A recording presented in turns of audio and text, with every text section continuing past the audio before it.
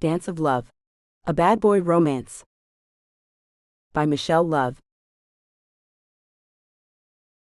Chapter 1. Donna? Welcome to Spain. She'd have recognized his voice anywhere, and it carried easily to her from across the busy airport lobby. The smile that came over Donna's face couldn't be stopped as she dragged her suitcase across to José, who she hadn't seen in years. José. As the wheels squeaked reluctantly across the floor, her heart pounded in anticipation of seeing him again. And just like that, there he was, on time as always and waiting just for her. José was taller than she remembered, but his big white grin and the perfect wavy hair that always flopped over his brow was just as she'd pictured in her fantasies all these years. There were butterflies in her stomach, and she paused a moment just taking him in. "I'm actually doing this." He came bounding towards her, his long legs easily covering twice the ground she had made, and grabbed her, pulling her into the warmth of his large frame. "Ah, my little Donna. I am so happy to see you. Let me look at you. Ooh la la, you look good. Ready for a summer in Spain?" he asked in his lightly accented English. He has the exuberance of an extremely cute puppy, Donna thought, happy that that too remained the same. "Sure am," she replied, looking up into his handsome face. "Seriously, where has my geeky little friend gone? You look so sophisticated and grown up." His teasing brought a blush to Donna's cheeks, as he continued to hold her at arm's length, looking her up and down. "Well, I am a graduate now. I had to grow up sometime." He chuckled, giving her another brief hug before letting her go. "I've missed you. I miss America too, but I have missed you most." Donna had met José her freshman year of college. He'd been studying abroad in the States, and they'd quickly developed a close friendship, but nothing more than that to Donna's continued dismay.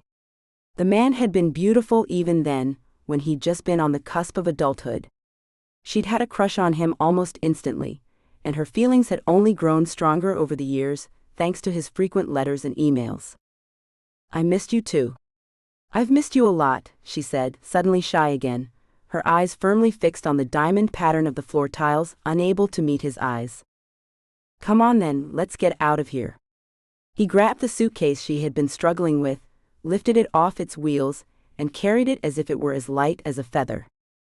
She tried to keep up with his long strides, but the little red heels she'd worn to impress him weren't being cooperative. She usually wasn't much of a heels girl, but she managed to stay upright. As they reached the exit and walked out into the Spanish heat, she felt a warm glow of happiness spread through her. She did feel sophisticated. She felt good. She felt like $1,000,000. "I've finally made it."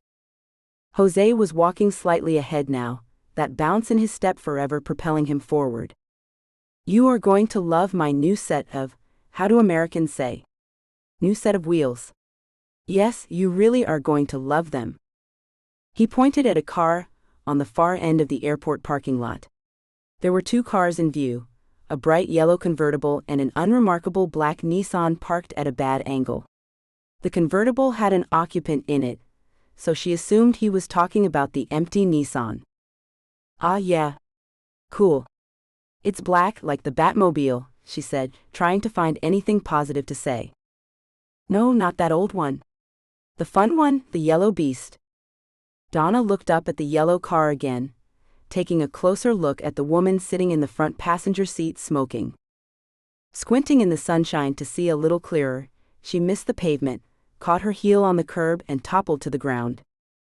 Donna lay flat on the ground looking up at the blue sky, pulses of pain shooting up her leg to her back. She heard the sound of the car door open and footsteps running towards her. A woman with rosebud lips and perfect cheekbones peered down at her. "Oh, Mirda.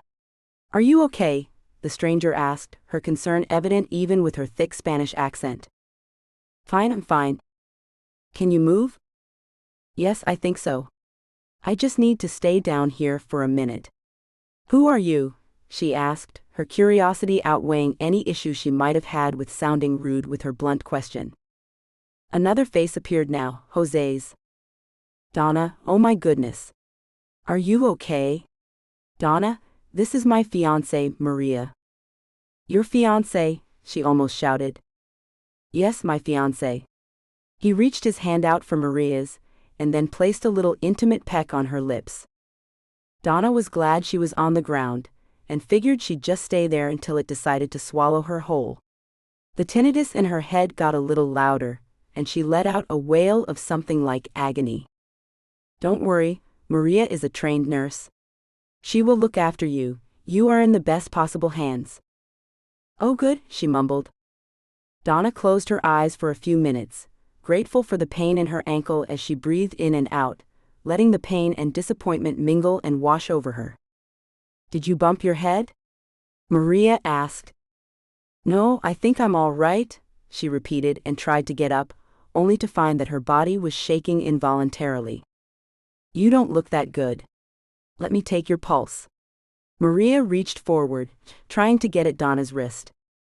Well, I don't look as good as you, but you look like a goddess, Donna said, wincing as she realized that she'd said her thoughts out loud. You are right, José. She is very funny. Maria laughed, before getting back to business. Your heart rate is normal. Try moving your toes. They're wiggling just fine, José reported diligently. Let's get her up. José, help me get her up. With José on one side and Maria on the other, Donna was lifted until she could stand. She felt dwarfed by the two of them, both of them towering above her. She felt like a plump little goblin between these two, with their tall tan good looks. They looked like movie stars.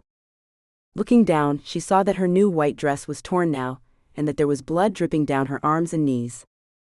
Her makeup, which she'd spent so much time carefully applying before getting off the plane, was smudged. She made an attempt at dignity, pulling down the little cotton dress and wiping her hair out of her face. I'm all right.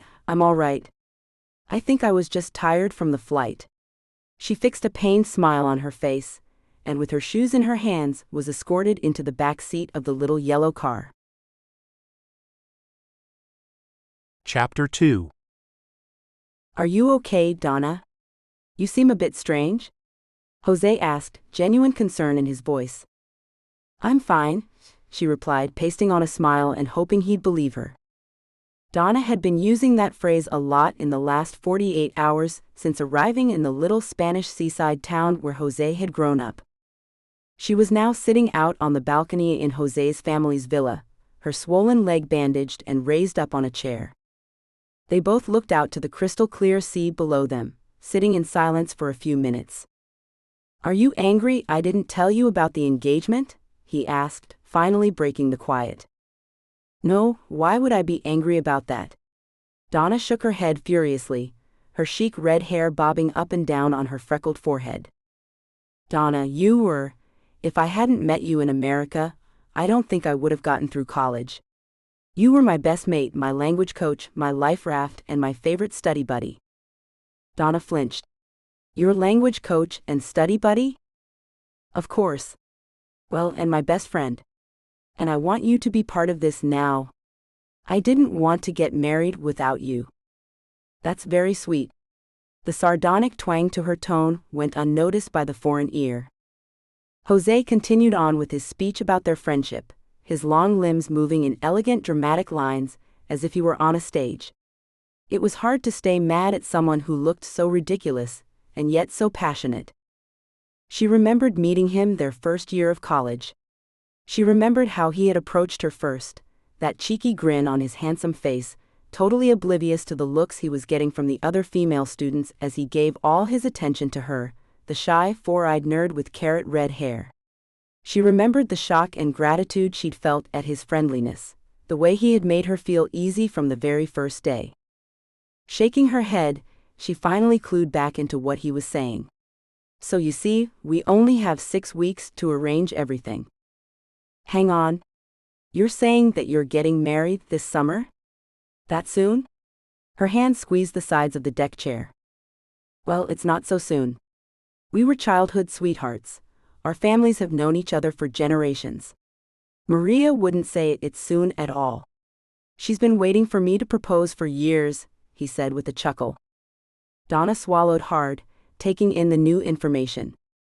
3 years in America, and he had never had a girlfriend. Now she knew why. He'd flirted a lot, his thick Spanish accent melting the heart of every girl he encountered, but not with any real intent.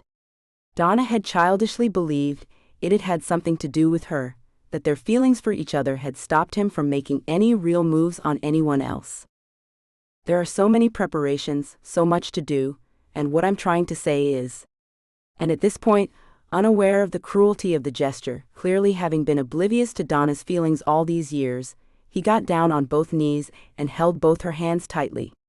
She inhaled sharply, having no idea what to expect. But she wouldn't have been able to guess in a million years the words that came out of his mouth. I want you to be my best man. Chapter 3. A few days later, Donna found herself alone in the villa. It was a large house, big enough for José's large family, his parents and grandparents, his 3 sisters, and their big white fluffy dog, Barney, who spent most of his time snoozing in front of the air conditioner to get away from the hot Spanish climate. Today it was just Donna and Barney in the house. The family had gone to one of many extended family barbecues on the beach, but she'd opted to stay home.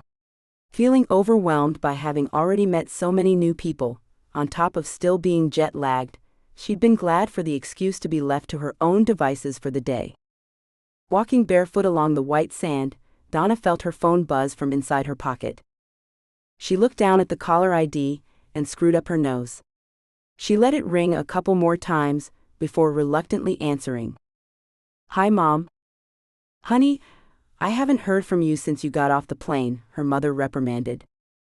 I texted you when I landed. Yes, but I thought you'd call. Anyway, how are you? How is Spain?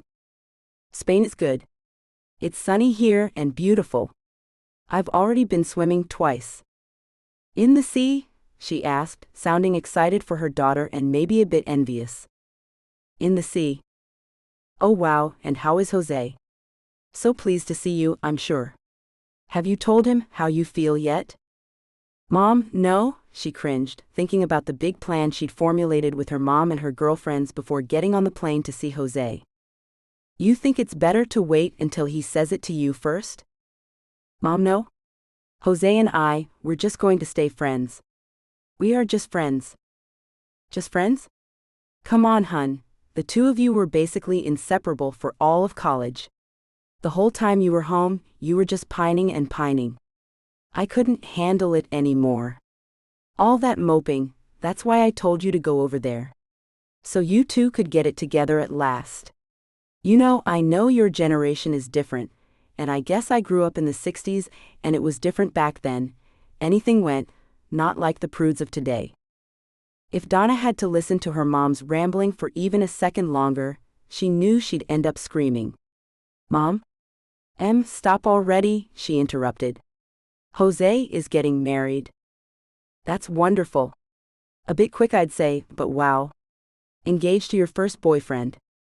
I guess that's romantic, her mom continued on, totally oblivious to Donna's distress. Not to me, Mom. He's engaged to someone else. To another girl. The line went silent. Donna noticed her feet getting wet as the tide kissed her toes. She looked around. She had been walking without paying attention to where she was going, too absorbed in her conversation. She could no longer see the villa from where she stood.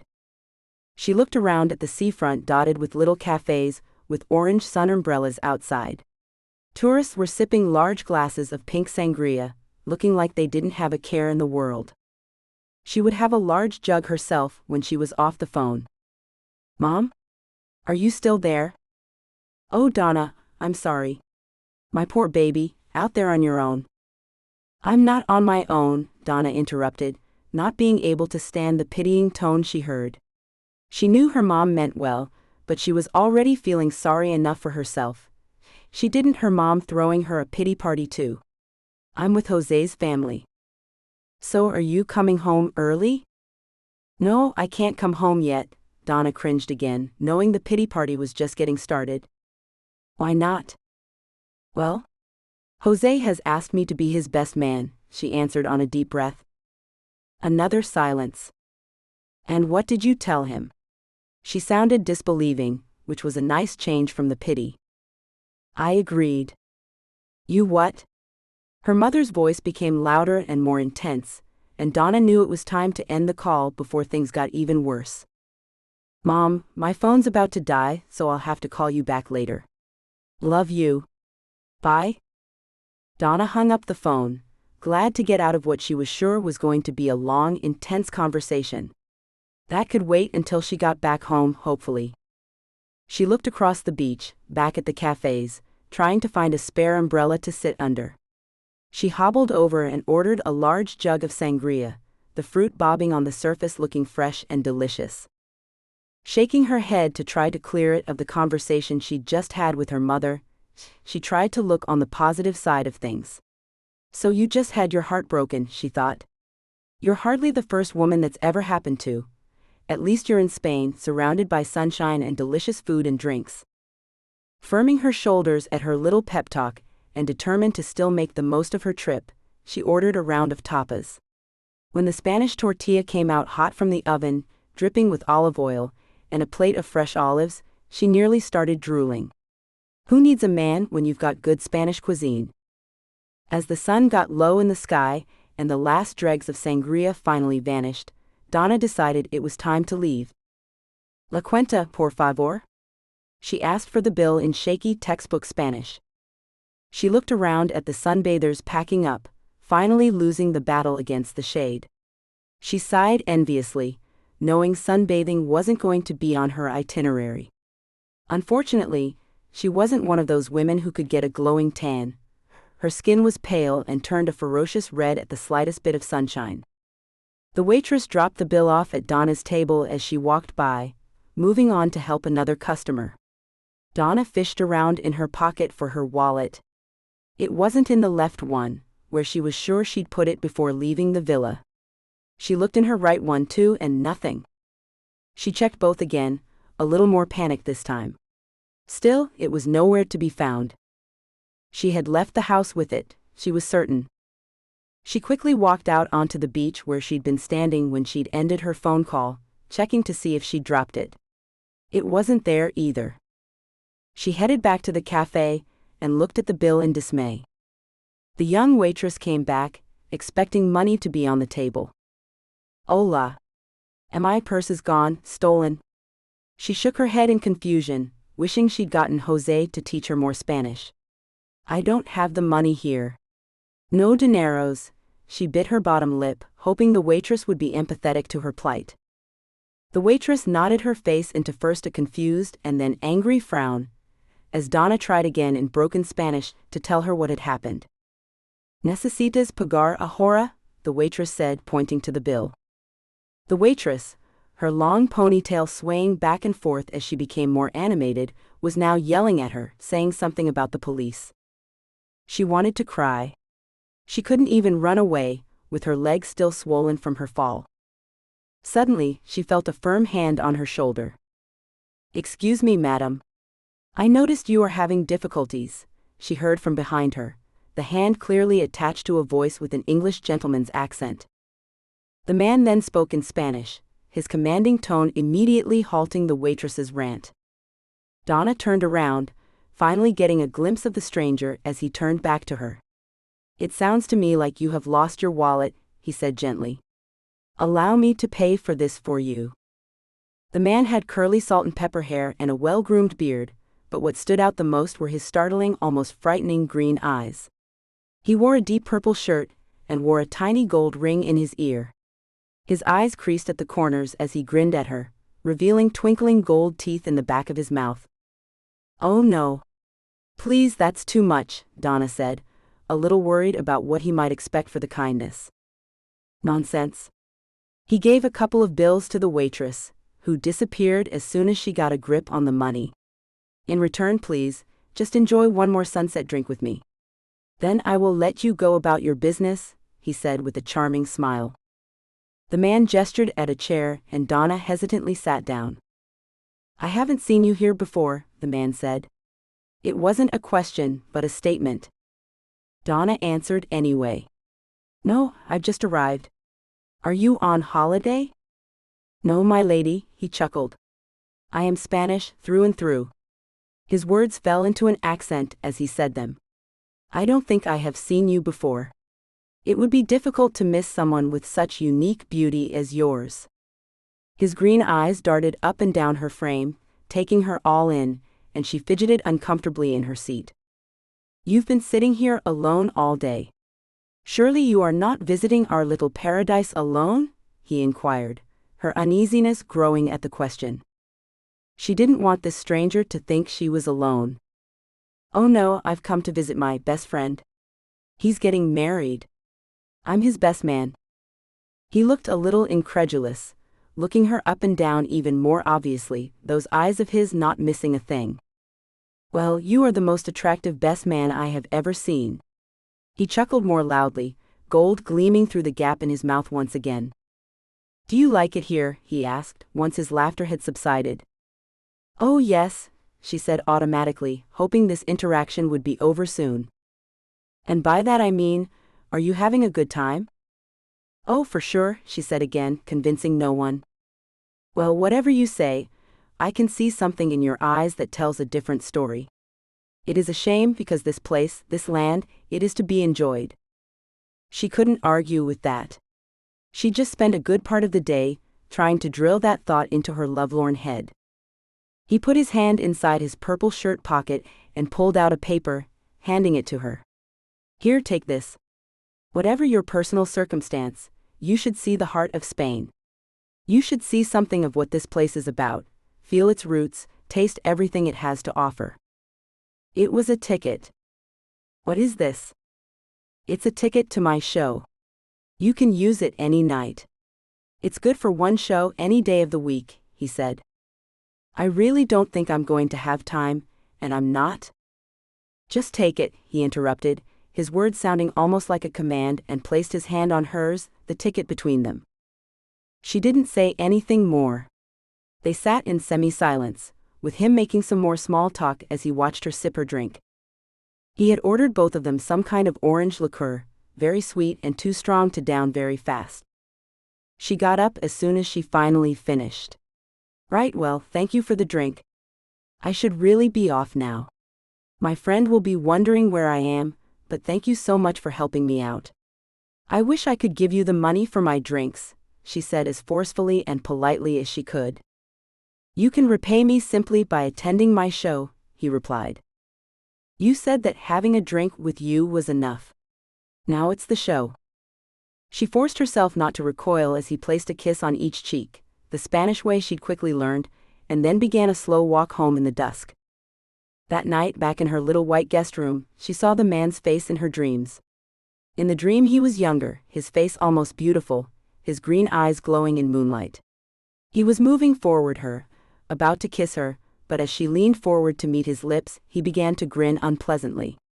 That horrible grin filled the dreamscape, distorting everything around her.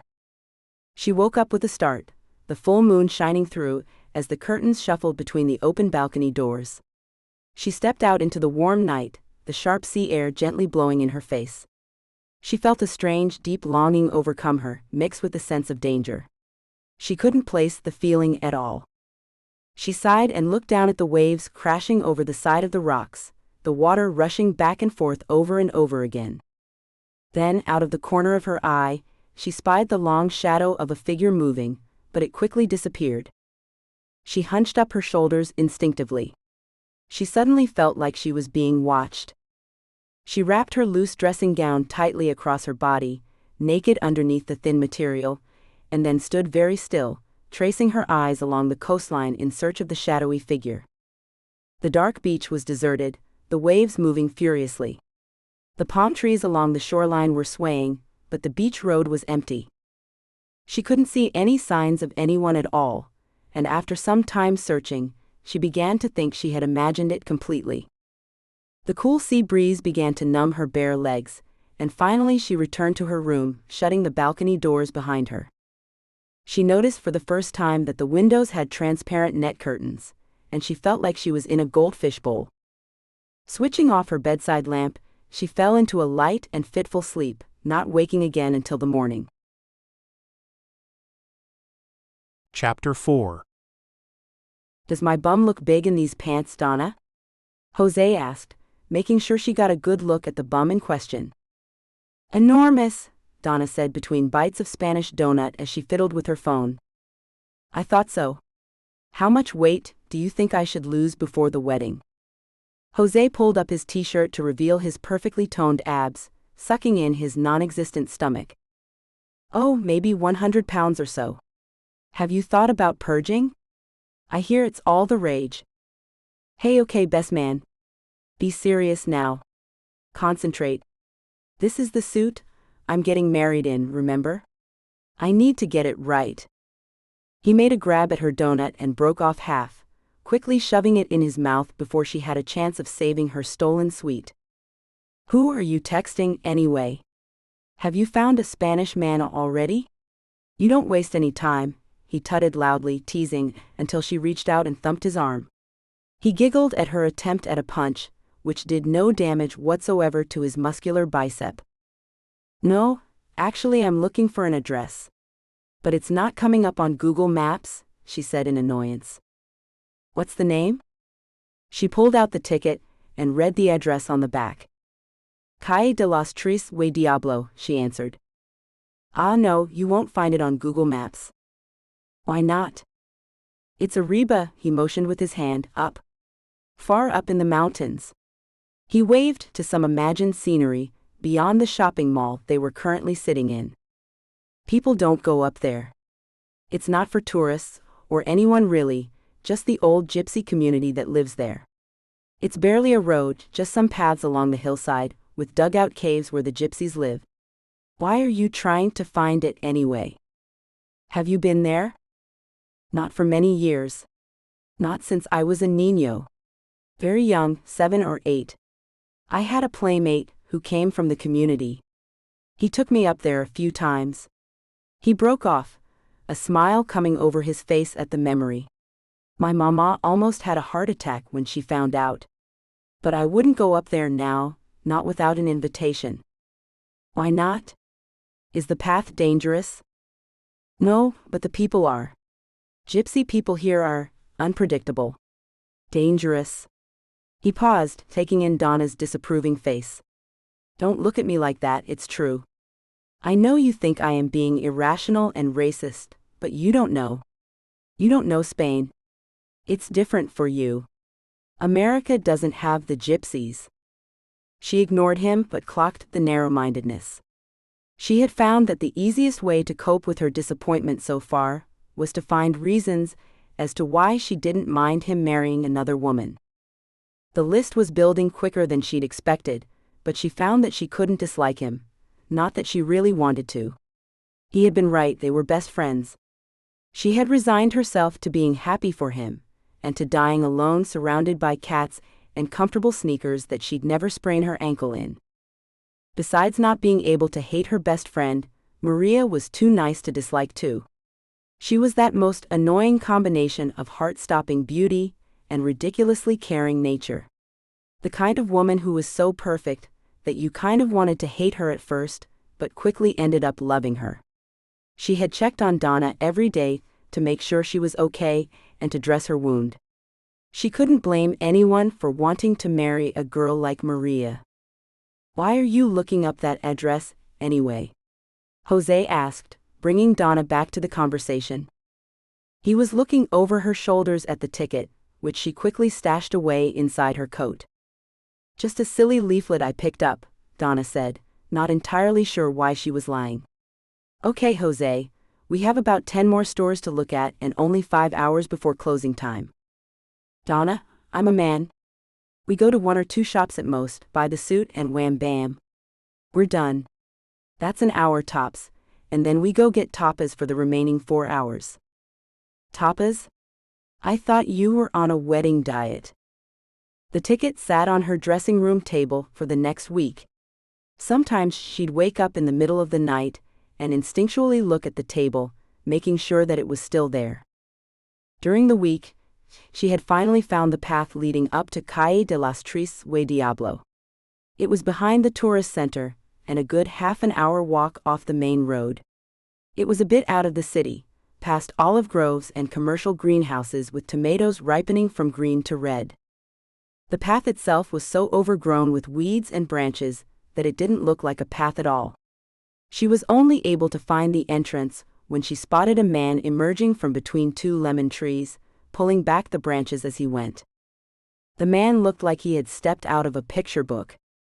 He had a long black beard and was wearing a red bandana around his neck and was carrying a water jug on his back. He was not someone you could ever have imagined walking into a city bank or dancing at a nightclub. He looked like he was from a completely different time. She had an impulse to hide herself from his view and quickly backed into the undergrowth until he had disappeared around the corner.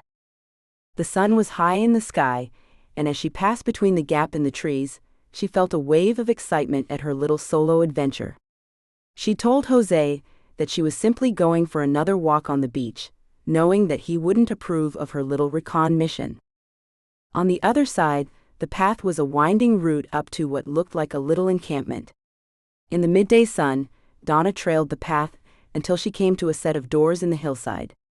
These were cave houses, just as José had described, their protruding stones painted bright white. There were numbers above each little door, which all seemed to be closed and locked. She looked at the address on the ticket. She was trying to find number 19. The dirt path curled around again, and finally closed up was a slightly larger door than the rest. The number was painted in deep purple on the door, number 19. She paused at the door and looked down at the address, before looking up at her surroundings. There was not a soul in sight, and she couldn't account for the sudden feeling of giddiness that came over her. Maybe it was just the heat of the sun finally getting to her. The ticket read 10:30 p.m., hours away. She walked back down into the town in a daze, not quite able to rationalize her excitement over this little adventure. All she knew was that it was very real, and that she couldn't wait to come back. Chapter 5. You know, Donna, when I first heard about you, I was a little zealous, no jealous. Maria let out a little grunt of frustration, knowing that she didn't have the right word, but soldiering on nonetheless. You know, with you being so close in the States, I didn't know what to think. Donna laughed nervously, hoping this next bit of her sentence would go in a different direction than it seemed to be heading. But now I have met you, I am happy you are here. You are like a little sister to José. Maria had driven them into the next town to do some shopping for the day, just the two of them. José had wanted them to bond, and this had seemed like the best idea to him. You know, Donna, I wouldn't be upset if you do have feelings for each other. It is normal. So much time together, but Donna was no longer listening. She was looking at her watch anxiously, and wondering how long it would take them to get home. She had decided she would go to the show, even though she still had no idea what kind of show it was, that night. All day she had been summoning up the courage to walk back to the hillside by moonlight. But now, looking at the time, she thought her plan might be thwarted. Fortunately, the journey was quicker than she expected, and by 9:30 she was on the outskirts of the town again, walking up the narrow little dirt path. The place looked different at night. Light from campfires and the cave buildings twinkled across the hillside, which was now almost invisible in the dark, illuminated only by these tiny bits of light and the stars in the sky. The scents of the Spanish hillside were stronger, too, in the night. Lemons and hibiscus flowers, hash and smoke from the fires, fused together and wafted across the air. Any trepidation she might have felt had left her by the lemon trees, and she walked briskly up the hill with that odd feeling of excitement she'd experienced the last time she'd made this trek. She could hear the faint sound of music as she climbed higher, haunting melodies full of passion, pain and heartbreak, with peculiar rhythms behind them. She could hear the sounds of drums and hands clapping along to the music, seeming to contradict the heartbreak of the music and demanding energy and joy instead of tears and melancholy. Enchanted by these sounds she had never heard before, she followed the music. The cave doors were all open now, and there were people around, showing signs of life that had been missing before. Men and women were hanging around outside the caves, washing, chatting, smoking, and watching her. As she walked past one of the caves, a plump toddler with a muddy face and marble black eyes, wearing nothing but a diaper, ran towards her with a squeal and grabbed her leg. More children followed out of the doors, joking and laughing. When they saw her, they stopped in their tracks. Here she was a stranger, in a place where strangers did not usually venture. Despite the stares, she was intent on finding the musicians. Her ears were attuned to the music now, intrigued, drawn in as if in a trance. With 100 eyes on her, she finally reached cave number 19. She wasn't surprised to learn that this was where the music was coming from. The doors were open, but there was a thick red curtain pulled across the doorway. A man stood at the doorway, smoking. She recognized the black-bearded man from her first trip earlier in the week. Now he was dressed in a fine silk shirt, and stood as a watchman over the door. Donna took out her ticket and handed it over to him. Without a word, he took the ticket and ushered her in. The inside of the cave was painted bright white, just like the outside.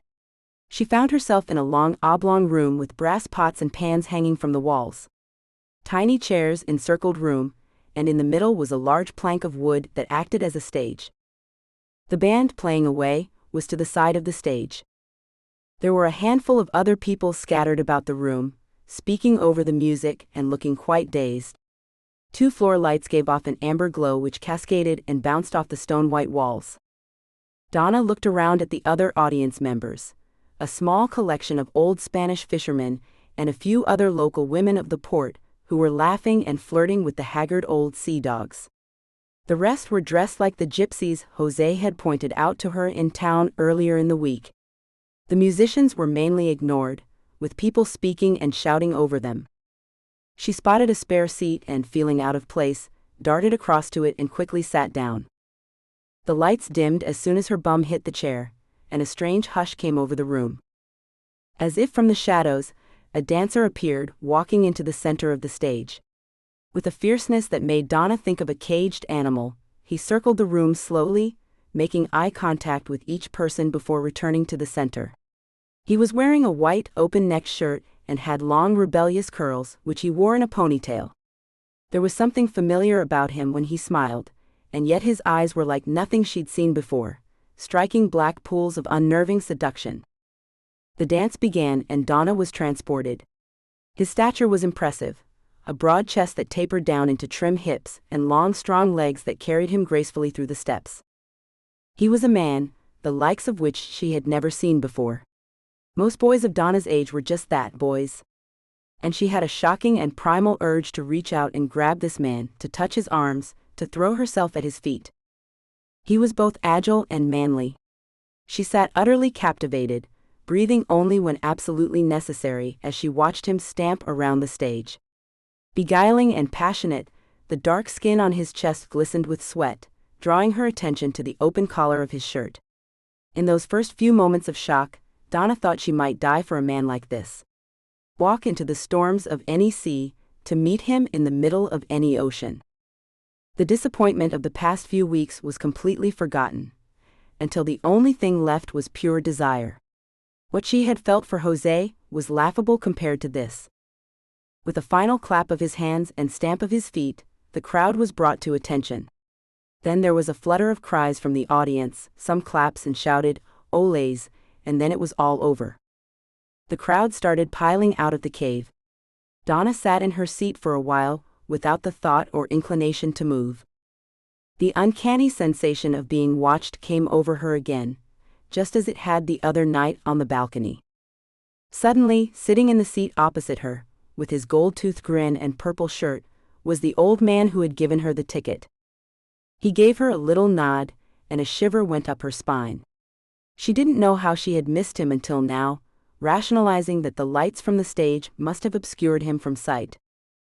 "I was beginning to think you wouldn't make it," he said cordially, as he leaned in to kiss her cheeks. "Well, did you enjoy it?" "How could I not enjoy that?" she said simply. He observed her cautiously and then said, "It is hard to tell how outsiders will take to our culture." There was an awkward pause in the exchange, as Donna tried to think of something to say. The dance had mesmerized her, and she didn't want to speak to him or anyone else while she was in this state. What did you think of our fine dancer tonight? He was very, very good. Yes. Here, let me introduce you to the great man himself. He took her by the arm, before she could respond, and pulled back another curtain to reveal a tunnel connecting to another room in the cave. This was different from the showroom, lit only by candles flickering from their shelves in the stone wall, and they were alone. Please sit, have a drink. He reached for a small jug of red wine on a little wooden table, and poured a glass. Donna remained standing but took the glass, wondering if anyone else was actually coming. Following creepy men through dark passages are we now, Donna? Very clever. I don't think we have exchanged particulars. My name is Ivan. And what is yours, dear girl? Donna. Donna. Little Donna, you are short for an American. His toothy grin made another brief appearance. She resisted the urge to show her irritation, feeling vulnerable with his green glare focused on her. She'd never met anyone with a stare like his, almost manic, as if he'd be happy to stare at her all night without another word. There was a movement from the other side of the room, breaking the uneasy stillness that had come over the room. It was the dancer, standing in the shadows of another alcove. Feeling the need to get away from Ivan, who was becoming increasingly strange as they stood there, she shuffled over to this other occupant of the room. He was leaning over, removing his dance shoes. His shirt was off now, and his sweaty torso gleaming in the flickering candlelight. "Hola!" Donna yelled awkwardly, moving nearer to him as Ivan closed in beside her. They had caught him in a moment of solitude, and she could see that he was surprised that anyone else should be there. "Antonio, meet our lovely guest, Donna," Ivan introduced, standing closely between the two of them. Antonio looked at her for a second with sharp, dark eyes, immediately noticing the look of discomfort on her face. Ivan stepped back a little. "It's very hot in here," came his deep rumble.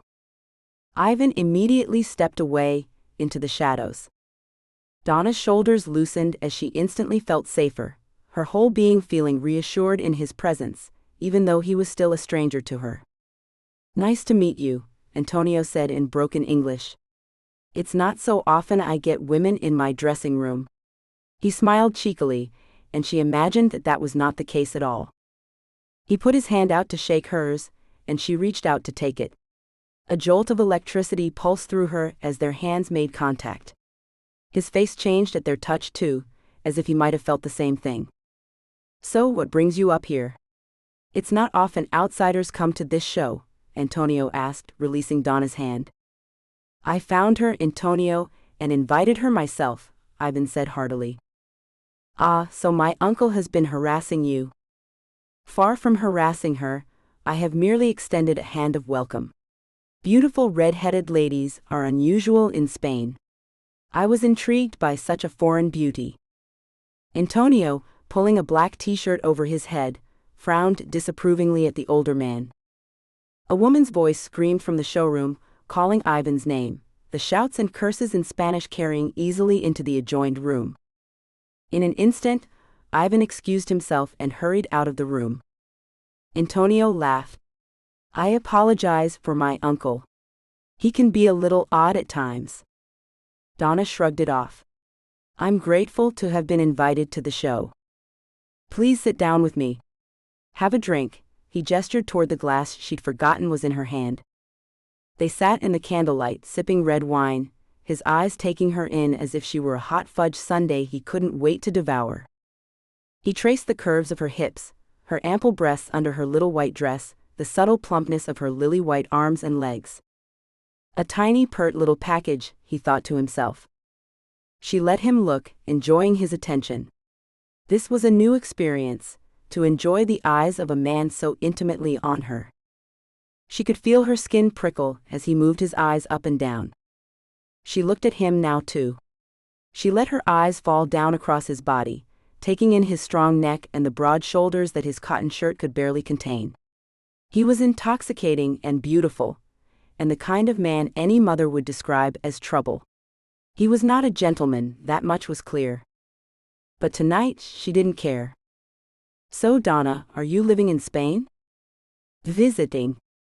That's why my Spanish is so bad, she said with a wry smile.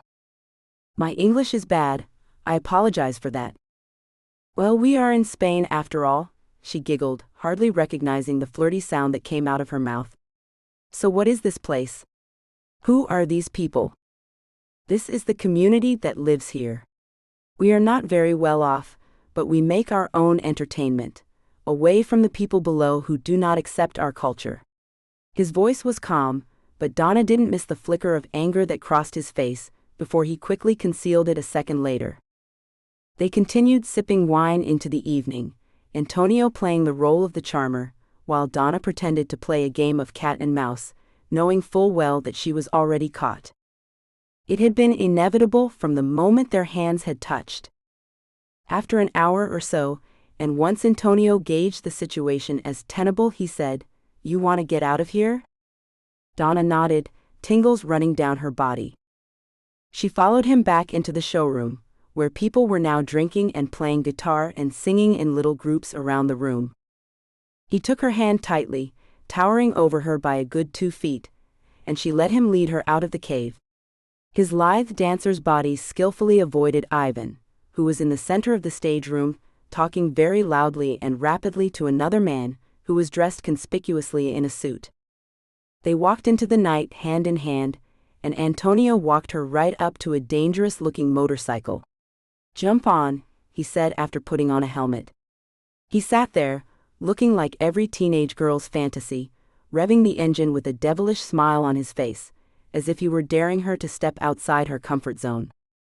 "Oh no, I'm not sure I can get on that." "Sure you can," he replied confidently, offering her his hand to take. "No, really, I don't think so. Not downhill in the middle of the night.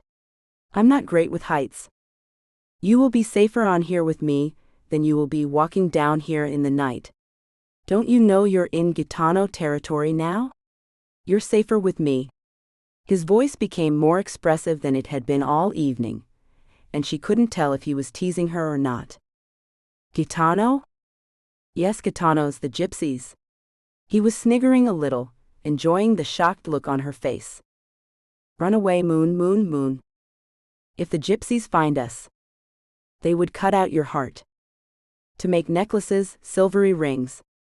Antonio sang to her, as Donna finally put her hand in his. He guided her onto the back of the bike, helping her balance as she gingerly took her seat. Chapter 6. Aware of her bare legs against his as they rode through the night, she could feel the heat of his big body, as she wrapped her arms tightly around his hard stomach, clinging for dear life. His body relaxed as it touched hers. She could feel rippling abs under his shirt, smell the musk of his damp sweat, and had to resist the urge to bury her face in the fine dark hair that covered his neck. He smelled so good. The journey was short, and they were down the hill in a flash, her hair flowing behind her. Though her heart felt like it was in her throat the entire ride as they sped along, that didn't stop other sensations from stirring within her. She felt like their bodies, pressed so closely to each other, were communicating something that couldn't be expressed with words. They reached the center of town. "So," he said finally with an air of reluctance, "where am I taking you?" "The Esmeralda's house. The house on the beach, where José and his family live. I'm not sure of the street number, let me find the address." "I know it," he cut in sharply. When they reached José's beach house, all the lights were off and they almost missed it entirely. Donna jumped off the bike clumsily. "Thank you so much." "I don't know what I would have done," she said, still clutching his hand to balance herself. "The pleasure is mine," he said, interrupting her nervous gabbing. Then, pulling off his helmet, he took her hand to his lips and kissed it. His lips were gentle, just offering the whisper of a kiss, barely touching. Electricity shot up her arm. Shuddering, she finally looked up at him, but the magic of the moment seemed to have passed, his eyes no longer playful. As quickly as he had arrived, he was off again, waving goodbye as he disappeared into the night. She floated into the house, giggling, a heady feeling bubbling up inside her as she crept up to her little room, pleased now for its privacy. Lying on the bed, still in her dress, she could still feel the sensation of his lip on her hand. She traced the hand he had kissed over her stomach, feeling the warmth of where his lips had lingered. Her pulse quickened at the memory of his body pressed against hers on the bike, the steady rhythm of the ride and the strength in his hands. A soft shiver ran through her as she thought of him. She could still picture the way he moved, confident, magnetic, every glance full of meaning. The thought of him lingered long after she'd gone to bed, her heart racing in the quiet dark. When she finally drifted off to sleep, his face was the last thing she saw in her mind, and she knew with a strange, certain ache that their story wasn't over. "Where were you last night?" José asked, practically throwing a breakfast place at Donna. These pancakes are delicious, José," Donna replied, more concerned with scarfing down the delicious food than answering his questions. "My mama wanted you to feel at home, so she prepared them especially, but none of us knew you were going to sleep so long. I guess it's not surprising, as you were out half the night. I'm sorry if I woke anyone up. I was home by 1. "Where were you?" José asked again. "I went to a flamenco show, up in the mountains." "Up in, the gypsy part of town we talked about before," she answered, pointing to the hill. José turned a deep purple. "Do you understand how dangerous that was? To go up there?" He could hardly get the words out. "You know how bad it is? How bad they are. My father is campaigning to get the camp shut down. That's how bad it is. My father is a good man, a kind man, and even he has decided to give up on that community. They bring violence, and nothing good at all. I don't understand how you could have gone." Donna sat in silence, shocked at what José was saying. "He's campaigning to kick people out of their houses?" "They aren't houses. It's more like a garbage dump up there, a pit of addiction and crime and who was the man who drove you home?" "My father saw you drive in, Donna." "Who was he?" His voice had taken on a different tone now. He was stumbling with his English, and was it in her imagination, or did Donna detect a hint of jealousy? "While you are here, you are the responsibility of me and my family. My father stayed up all night waiting for you. He saw you come back with a man. It was one of the dancers from the show. He was just being friendly. I couldn't get home in the dark." José's father, who'd been sitting at the table through all of this, became agitated and began speaking in rapid Spanish. "You came home with a gypsy thief?" José asked incredulously, after listening to his father. "He's a dancer, not a thief," Donna said, her voice rising with indignation. "You need to take my advice and my family's, Donna, and stay away from those people." Donna's face reddened in anger. These people, judging a man they haven't even spoken to. She was silent for the rest of breakfast, and then went up to her room, trying not to stamp on the stairs on her way up. Chapter 7. The incident was forgotten in a few days, and Donna settled into her new routine with José and Maria. Wedding plans and beach parties filled up the days, while the nights were spent dreaming of Antonio, trying to quench her desire with her own fingers. She didn't know if she would see him again, or if she could even go back to the dance cave. He had left her shaken up, physically and emotionally. About a week after her trip to the gypsy cave, she had a day to herself. She walked along the beach, the heat sweltering as the summer approached, and she walked in only her bikini covered by a sapphire sarong. As she was apt to do when left to her own devices, she walked along the coastline in her own little world, listening only to the sounds of the sea. She heard the sounds of buskers strumming guitar rhythms, singing in hoarse tones, Spanish songs of lost love, lost souls, and the cruelty of the sea. She took in the sounds of seagulls and children screaming with glee at the hot sand between their toes. She realized she had walked as far as the cafe where she had met Ivan, and had the odd sensation of wanting to relive that moment. She sat down at the same table and crossed her legs. She ordered a jug of sangria as the waitress moved past. As if she had summoned him, she felt a hand on her shoulder and heard the old man say, "Please let me get that for you." She turned around to find Ivan in a shiny orange shirt, which was definitely a sight to see. He had the air of a washed-up Elvis about him today, and his untidy grin was even wider than Donna had remembered. But today, that grin didn't disgust her as it had previously. Today she was happy to see him, if not a little suspicious. "Ivan, what a coincidence to see you here again." "It is not a coincidence, my dear. This is where I choose to take my afternoon drink. I'm almost a regular." He looked calmer today than he had previously, and he sat down beside her smoothly, rolling his orange liqueur around in its glass. "So you like the show, I understand." "Very much so." "And you like the dance?" "The dance was beautiful." "Yes, I could imagine you dancing too." He narrowed his eyes at her. "Would you like to dance, Donna?" Taken aback by the question, she said, "I haven't really thought about it." "Well, think about it, because I want to do you a favor." Again, Donna found herself unable to think of a reply. She seemed to find herself often in that state around Ivan. "I know of a very good dance school. It's family-run, and you can go for free." He was doing his best to look convincing, but there was something about Ivan that always made every offer seem like a contract. Except, you never got to learn what exactly you were signing up for or were signing away. "That's very kind, but I'm not a very good dancer." He laughed too loudly. "Nonsense. I saw you at the show watching the dance. You have some passion for it, I can tell." He got out a pad of paper and a pencil. He wrote down an address for her with a time and date. "You should go." He finished off the dregs of his glass and got up to leave. "Just tell them Ivan sent you." Chapter 8.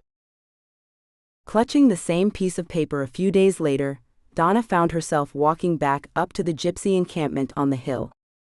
She had her eyes peeled for a glimpse of Antonio, but just as they had been on her first visit, all of the little cave windows and doors were shut up in the midday heat.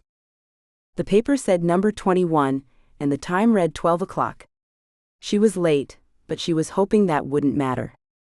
She had decided to go to one class. Ivan had been right, the passion of the dance had moved her, and the more she'd thought about it, the more she'd wanted to try it herself.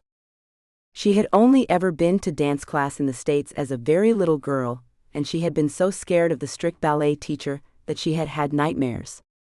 After that, her mother had stopped taking her. She wondered what kind of woman this teacher would be, and who the other students might be: tourists, women from the town, or other women from the gypsy community. At the entrance to Cave 21, Donna took a deep breath before stepping through the open door.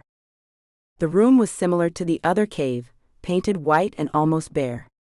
There were 3 other girls in flamenco dance shoes, standing on the flat wooden boards which had been pulled across the stone floor. The girls looked up in surprise to see someone new joining them. They looked darker than the Spanish women in the village, and Donna figured they were most likely gypsy girls. She felt out of place again, but they smiled and seemed friendly enough, focusing on stretching and their warm-ups, tapping their feet in preparation for the music that would soon be playing. The teacher had his back to them, his dark curly hair in a ponytail, his long neck bent as he looked down at his hands, fiddling with a stereo. Donna gasped, her heart beating at 100 miles an hour, but not from the walk or the heat. It was him. It was Antonio. He turned around and stopped what he had been in the middle of saying as he saw her, a spark of recognition and the unexpected hint of a blush spreading across his face. "Hello," Donna said helplessly. He turned bright red as his expression changed from one of delighted surprise to one of anger. Donna couldn't quite read what emotions she was seeing in his face. Ignoring her, Antonio turned quickly to the other girls and began speaking in fast, incomprehensible Spanish. He began giving directions, still speaking Spanish, and Donna tried to follow along, not understanding his reluctance to speak to her in English even for a second. But she was determined to keep up, so she followed the girls' steps as best she could. Halfway through the class, Antonio finally approached her and spoke quietly and seriously in English, without any of the warmth of their previous encounter. "The lessons are in Spanish." I'm not sure how much you will be able to do. That's perfectly fine. I can just copy your movements, she replied with a sweet smile, though she bristled at his words. Finally, he looked her in the eye, only for a split second, but she caught something like a flash of anger, a similar expression to those she'd glimpsed from his uncle. Maybe he doesn't really recognize me. Maybe he thinks I'm a tourist who has wandered in. He showed the class some rudimentary footsteps, and Donna focused on the technique, ignoring her hurt and confused feelings and the growing urge to run away. Antonio continued on to the basic flamenco arm movements, taking each girl's arm, curving it into shape with his own. Every now and then, he'd grab their wrists, moving them a millimeter here, a millimeter there, until they were perfect. It was Donna's turn, and her heart was bursting at the thought of him touching her. But he stopped, a meter or so away from her, and observed her arm position thoughtfully. Good. That will do for now. You have the basic shape, he said sternly and in plain English, keeping a firm distance. The lesson continued in the same manner. While he kicked the other girls' feet around, guided their arms, straightened their backs, he avoided any physical contact with Donna. After the lesson, she gathered her dignity and approached him. How much is the lesson? He didn't turn around straight away, but continued talking to one of the other girls. She stood waiting, and just when she thought he hadn't heard her, or that she was being completely ignored, he turned and said, "Ivan sent you, didn't he?" "Yes, he invited me here." "Then it is free." "But I want to pay." Donna held up her wallet. Looking mildly amused, Antonio pushed her hand down. "You can pay if you ever come back. Next time you pay. How about that?" "And if I wanted to come again? How much is it?" "Let's say 10 euros a week," he replied, his eyes narrowing at her. "That's not very much." "Well, for a poor gypsy like me, it is enough." Donna thought she detected a hint of bitterness in that statement. "And when is the next lesson?" she asked stubbornly, ignoring his previous comment. He sighed deeply, showing a disinterest in the subject. "I teach every other day at midday always." With that, she left the studio and began walking down the hill. One of the other students, a striking girl with pointed features and striking green eyes, fell into step with Donna. "You are American?" the girl asked. Donna nodded. "Welcome to my village. You are so beautiful." She looked at Donna, as if she was a specimen at the zoo. Beautiful red hair. She leaned over and touched Donna's hair. "And now you will learn our dance. It is very nice." Struggling with her English, the girl looked at Donna, her green eyes friendly. "Will you come again?" "I don't think the teacher likes me very much." "What?" she giggled. "No, you were much better than everyone else in the class. I think he was impressed. We were all impressed." They walked down the hill in thoughtful silence, exhausted by the class, and Donna too overwhelmed to do much talking. "Do you like to go again? Antonio is a strange man, but he is a good teacher. Respected in the village." The girl gestured around, encompassing the whole village in her movement. "He does so much to help us." Baffled but determined, Donna said firmly, "Yes, I would like to go again. I enjoyed it a lot." Chapter 9. "Why can't we just have the stage at the back of the garden? I don't want to get married on a stage, just so your father can televise the whole thing." "Donna, will you please tell José he is being a stupid pighead about this?" "You mean he's being pig-headed," Donna corrected with a small smile. Maria and José had gotten in the habit of speaking in English around Donna, and she had to say she was impressed with Maria's improvements, even if she might stumble on some expressions every now and then. Donna had to admit she was more impressed by Maria every day. Now that she had learned that her feelings for José had been no more than a little crush, Donna was able to see just what a good match the gorgeous and kind woman was for her friend. "Yes, a pighead. This is my wedding, José, not your father's." "Mine?" It had become apparent to Donna that José's dad was using the marriage as an opportunity to canvass his position as deputy mayor of the city. The sashes on the chairs, the color theme, they were the colors of his party. And the entire town was to be invited to the after-party. José and Maria hadn't even been consulted on that before the invitations had been sent. It was putting pressure on the normally happy couple, and Donna could definitely empathize with their frustration. José, mid-argument, looked worn down. "You want to go for a walk, Donna?" The question felt more like a plea, so Donna dutifully followed him outside. It took quite a bit of time to calm José down, and it was somewhat like old times again, just the two of them. The whole episode, though, had Donna feeling a little guilty. She had been going to dance lessons every other day, and she knew she'd been distant even when she was around, her mind off wandering somewhere else. She had become so engaged in learning flamenco, and with her growing passion for Antonio, that she wondered how she'd ever arrived in Spain ready to declare some undying teenage crush for José. She had been attending lessons for a couple weeks, and despite her teacher's apparent bitter irritation at her every step, she enjoyed the dance. She practiced hard every day, only blowing off extra practice now and again to spend the day with Maria and José, either on the beach or rambling around the countryside. She'd gotten used to Antonio's new manner quickly. He acted as if she was a bomb that might go off at the slightest touch, and he avoided contact at every turn. However impersonal he acted, however impenetrable his manner with her, she could also see that the dancer in him was intrigued and wanted to help her get better. Despite his best intentions, his instincts would kick in, and he'd work her hard enough to see just how good this little American girl could get.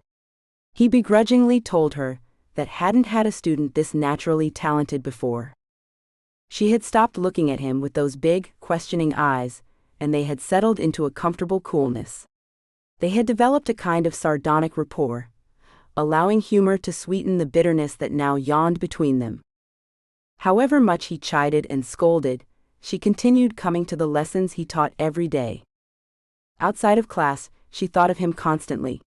Despite herself, her dreams were full of hot longing, imagining him as he had been the first night she'd met him. But in the class, she was as cool as a cucumber. One morning, he was teaching a lesson on the style of braccio. It was a difficult style, because it required the dancer to move their arms continuously into the next step. Donna had almost gotten it. While her classmates were still struggling miserably, she was almost there, but not quite. Antonio, frustrated, began speaking to her in English for once, ignoring the other girls who were floundering about like trees in an elementary school play. "No, Donna, just a little further forward. No, not like that. Come on." "I'm trying."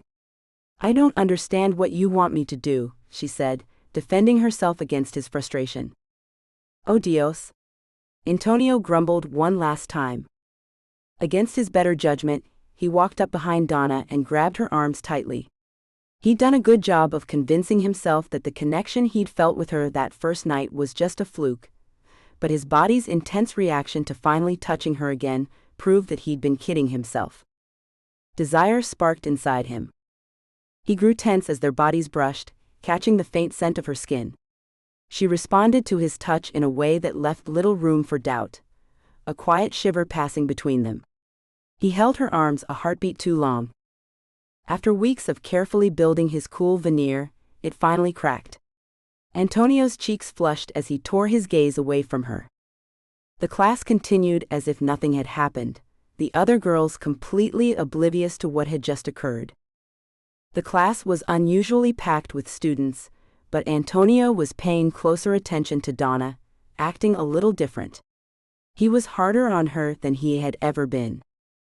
"Head up, Donna." It was one of his favored directions, one of many.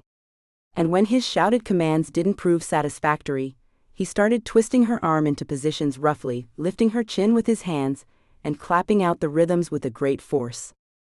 He touched and prodded her more than he had ever done before, until Donna became a little embarrassed to be manhandled like that in front of the other girls. After a grueling lesson, the class was dismissed, and the students began to get dressed and leave. Donna had already taken off her dance shoes, when she heard him call her name. "Donna, you stay behind, please." It was a command, not a question. He made a vague show of critiquing her technique until the last of the students had left. "I'm sorry if I did anything or said anything to upset you," he apologized, though there was no contrition in his face or tone. "Not any more than usual." She watched him approach her, feeling on edge at this change between them.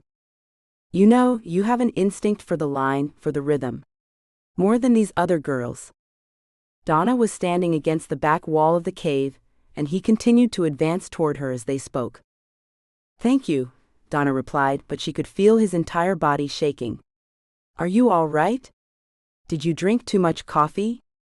"No, it is not caffeine," he said, leaning forward to rest his hand just above her shoulder, pinning her against the wall. "Es solo pasión," he whispered.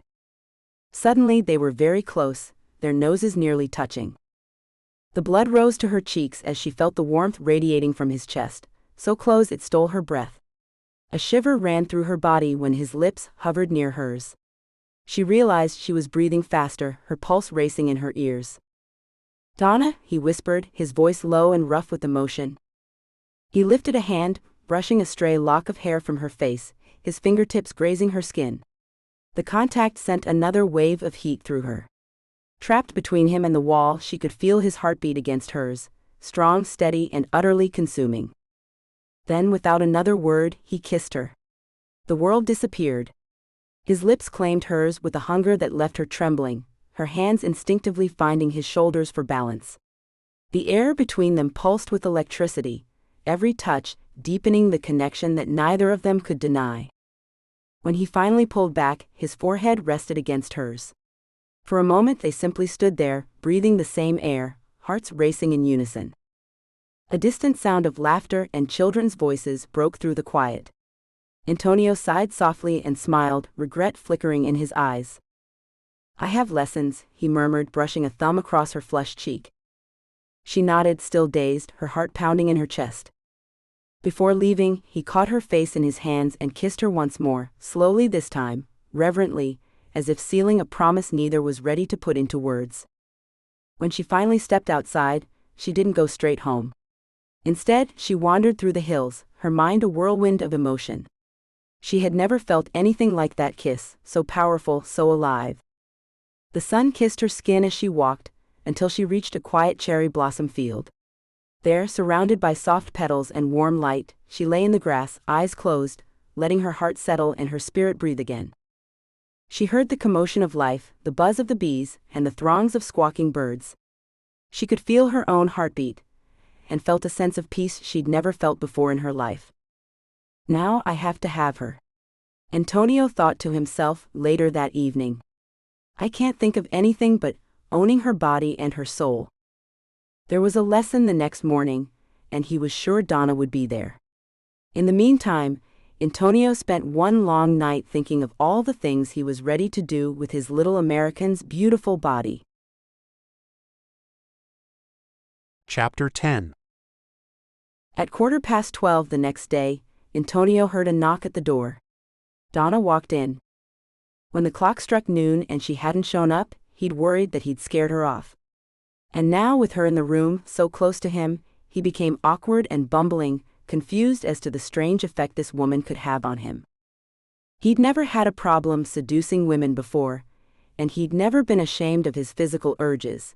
It was part of what made him such a great dancer, his ability to infuse intimacy and sensuality into his performance. But there was something about this woman that made him question what moves he should make. She was wearing a little red dress he hadn't seen before, and he could see the line of her panties under the thin fabric. Shaking that thought from his head, he focused back on the class. They started the lesson as if it was a normal day, and Donna played along, not letting on to the other girls that anything was awry. She saw something else in his face as he taught, something tender, some kind of longing. He even looked as though he'd been embarrassed when she'd teased or joked with him throughout the lesson. After it was over and the other girls had left, Donna waited a few minutes before walking towards him and taking his hands in hers. Without saying a word, she moved her hands around his hips and kissed him. Antonio's hand found her waist, pulling her close until her back met the wall. The intensity between them was almost tangible, each heartbeat echoing through the small space. Donna could barely breathe. His nearness sent a rush of warmth through her body, and the way his eyes darkened with emotion made her pulse race. "Antonio," she whispered, unsure if it was a plea or a warning. He hesitated, searching her face as if for permission. Then slowly his lips found hers. The kiss was deep, hungry, filled with all the tension that had been building between them for weeks. Her hands trembled as they slid up his chest, feeling the strength beneath his shirt. He broke the kiss only to rest his forehead against hers. "You have no idea what you do to me," he murmured, his voice unsteady. Donna smiled faintly, her cheeks flushed. "Maybe I do." He laughed softly, the sound low and rough, and kissed her again, slower this time, more tenderly, as if memorizing every detail. When the kiss deepened, Donna felt herself melting into him, her heart thundering in her chest. Every thought disappeared except the way he made her feel, safe, wanted, completely alive. Then, as if suddenly remembering the world around them, Antonio drew back slightly. He brushed his thumb along her jaw, his breath still uneven. "Donna," he said softly, "we should stop before I forget every good intention I've ever had." She nodded, understanding, though her heart ached at the space between them. "I trust you," she whispered. He smiled at that, slowly, almost painfully, and kissed her forehead before pulling her into his arms. They stood like that for a long while, neither speaking, just breathing together until the world felt steady again. "Not here," he said.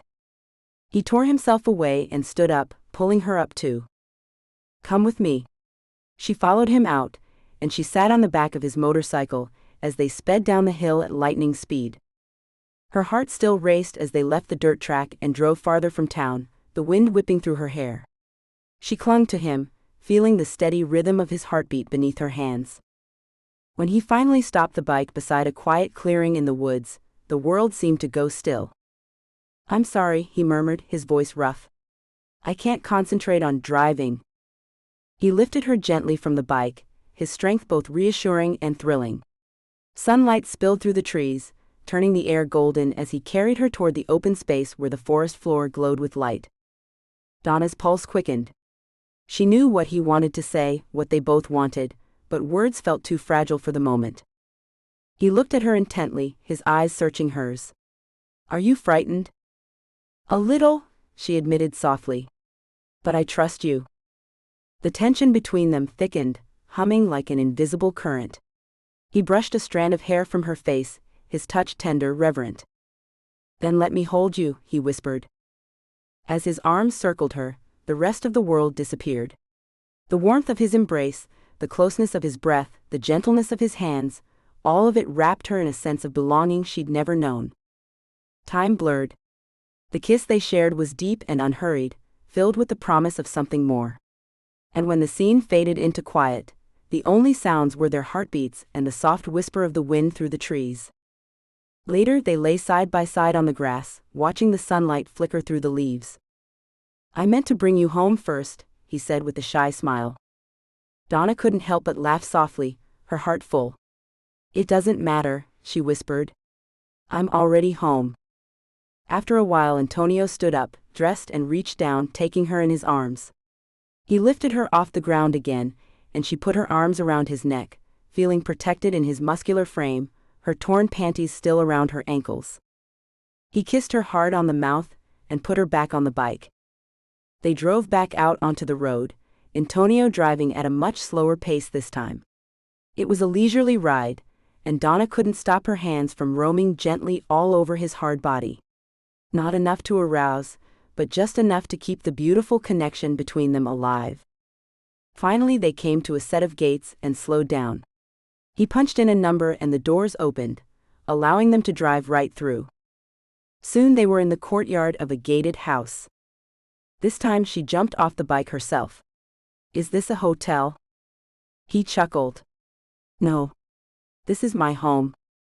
She looked up at the mansion in front of them, her mouth hanging open in surprise. It was a large white villa with the same magenta bougainvillea as José's house, except it spread almost halfway around the house, and was set off against a purple wisteria meeting at the other side of the house.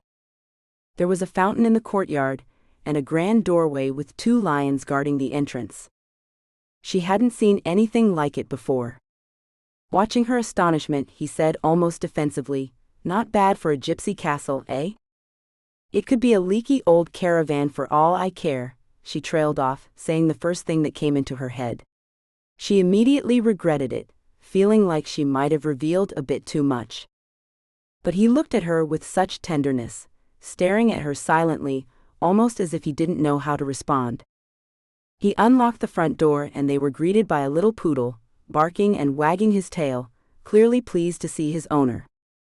After sparing a quick moment to greet his dog, Antonio picked Donna up and carried her across the threshold, making her giggle as she held on tight to his neck. He closed the front door with his foot and carried her all the way to his bedroom, finally laying her down on his 4-poster bed. Without another word, he helped her out of her clothes, his movements slow and reverent. They slipped beneath the white satin covers, the soft hum of the air conditioning lulling them into a peaceful rest.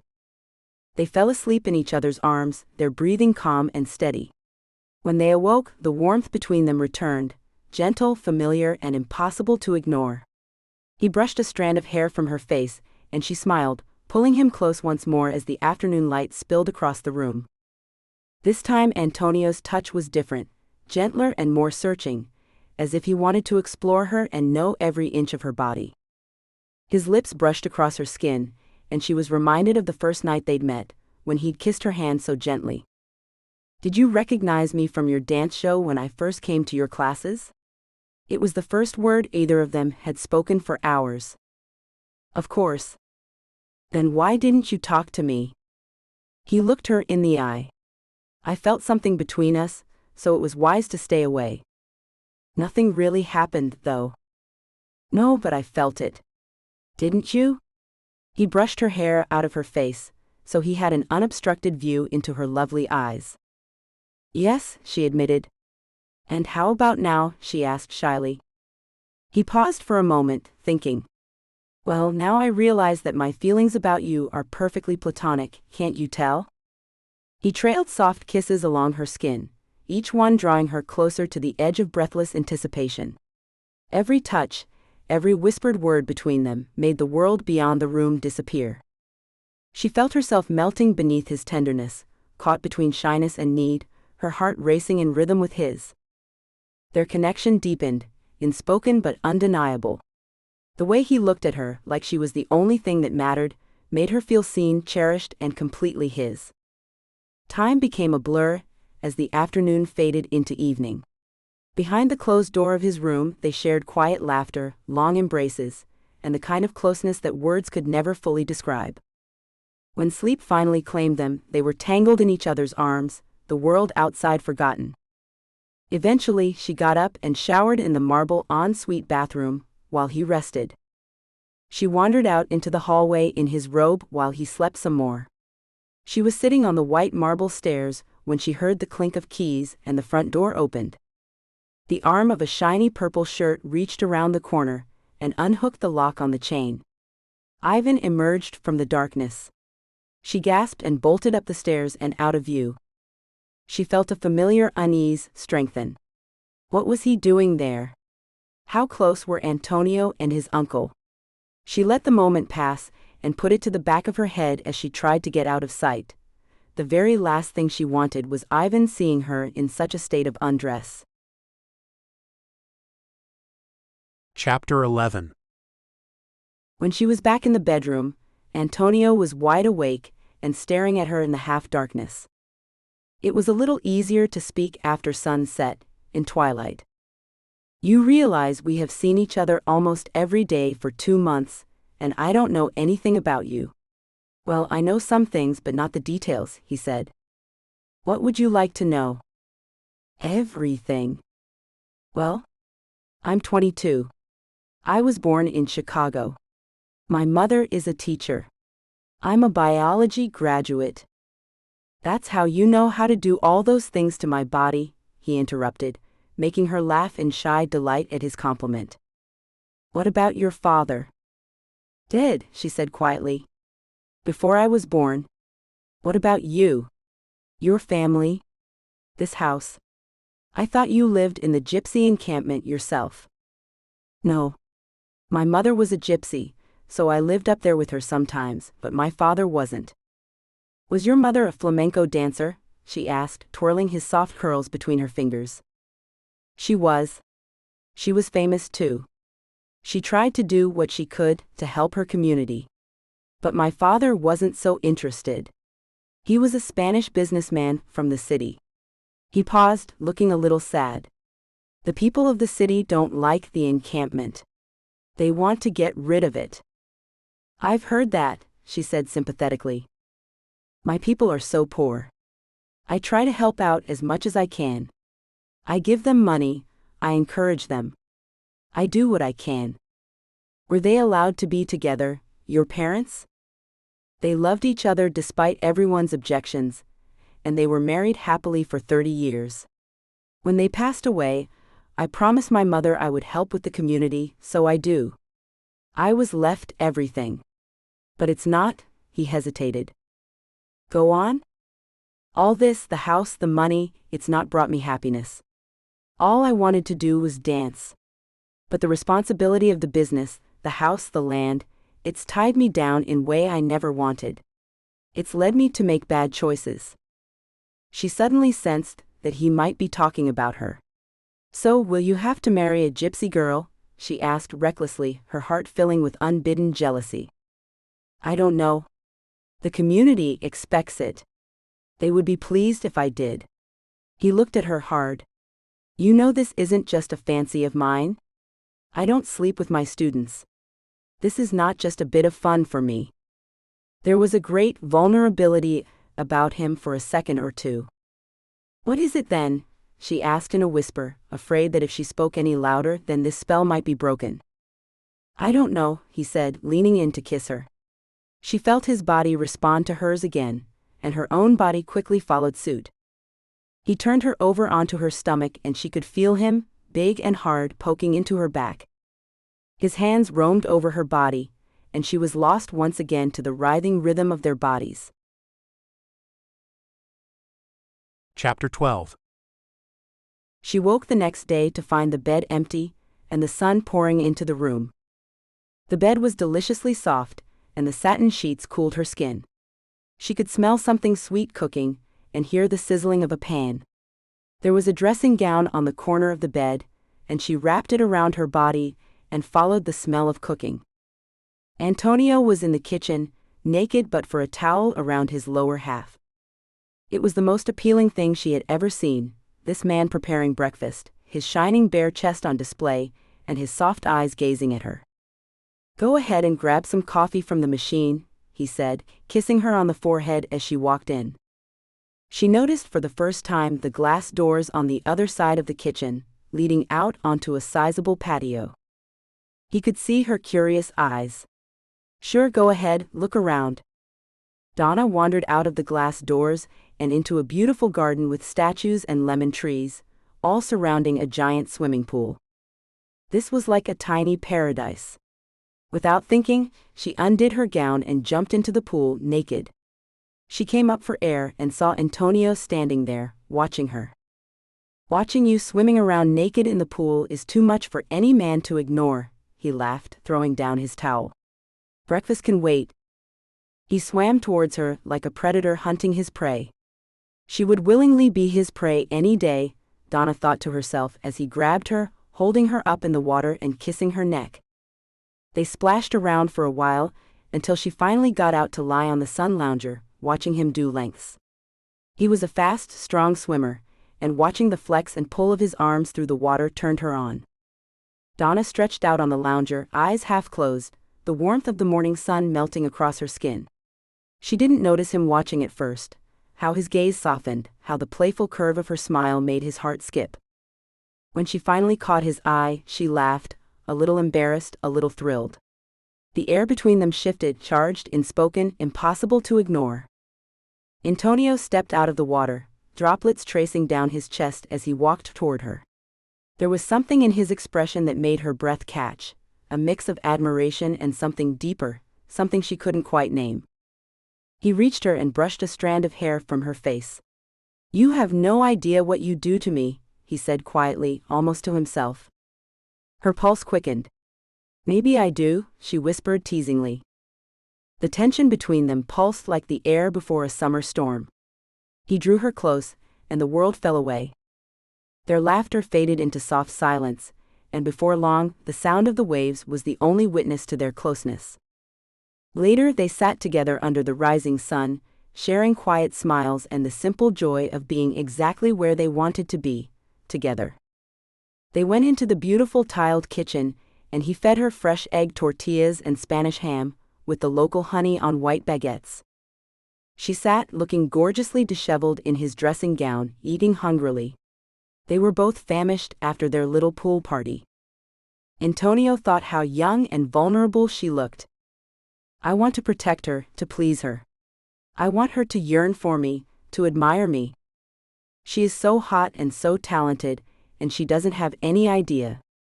She was looking at the black and white photographs on the kitchen wall. "Who is that?" Her eyebrows knit together in that curious way she had when she was concentrating.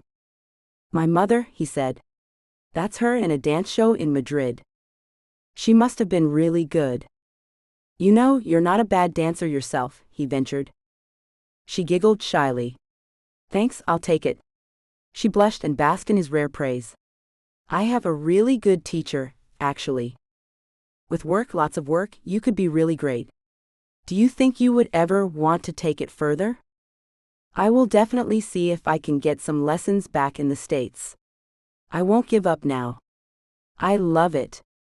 "And what if I wanted you to dance with me?" The question hung in the air, as if all the pieces of the puzzle would fall into place with this final idea. They smiled at each other, and left the question alone. "That swim was great. Just what I needed." She winked at him, letting know it wasn't just the swim that she'd needed. He was staring at her with wistful eyes, and he reached over and took her in a long, tender hug. "It's nice to see you swimming in the pool. I don't know how someone so tiny can fill up this whole place with life." Chapter 13. After breakfast, Antonio pushed his plate away and yawned. Donna watched in delight as his chest expanded while he breathed in. She couldn't help but look at him. He was magnificent. Whenever her eyes fell on him, she felt she was looking at a masterpiece, an exquisite painting. He took her hand. "I would gladly spend the next couple of hours exploring every part of you, but I have urgent business to get to, and pleasure must wait a little." "All right, I'll get out of your hair," she said with a teasing pout. "No, please stay. Wander the gardens, take in the view. When I'm finished, I'll drive you to a little cafe by the sea. They make the best paella you've ever tasted. And later we'll walk along the shore, just us, the ocean, and the sound of the waves." Well, how was a girl to say no to that? Donna wandered about the house in a dream-like daze. It was as if she had stepped into a fairy tale. Her heart was fluttering, and she couldn't do anything to make it stop. There was a library, a games room, a jacuzzi, and a gymnasium. In the living room there was a grand piano and a small stage covered in marks, where flamenco dancers had worn the floorboards. She had never seen a place like this before. Persian rugs, chandeliers, and original art hung from the walls. It really did feel like a self-contained castle. She imagined living here full-time, and then put the thought out of her mind quickly. She didn't want to get too attached. Antonio was a dancer, a millionaire, and a total hottie. He must do this kind of thing a lot. He could have his pick of women. The thought of that jarred her to her core. This, she told herself, could be a truly great summer of love. Let it be enough. She looked at her phone, checking the calendar. Her heart sank, realizing she only had 4 weeks left until her flight home. But what a month they could have. As she was wandering through the rooms, a seemingly infinite labyrinth, she heard the creak of a door. She looked around, no one. She followed the noise, heading down the corridor, and caught sight of a figure in purple shooting off around the corner. She instantly thought of Ivan, and a chill went through her. What was it about that man that unnerved her so much? She wandered around a little longer, but whoever had been there had disappeared. One of the adjacent doors was agape, and as she pushed it fully open, it revealed a beautiful library. The walls were lined with books reaching up to the ceiling. It was the most beautiful room she had ever seen. She walked to the little chestnut wood desk in the middle of the room. A green reading light was on, and the desk looked messy, as though it had recently been disturbed. As she leaned over to switch off the light, her eyes fell onto the printouts strewn across the table. Something instinctive made her reach down. Noticing something familiar in the photo, she uncovered it. A deep sinking feeling came over her, and she thought she might faint.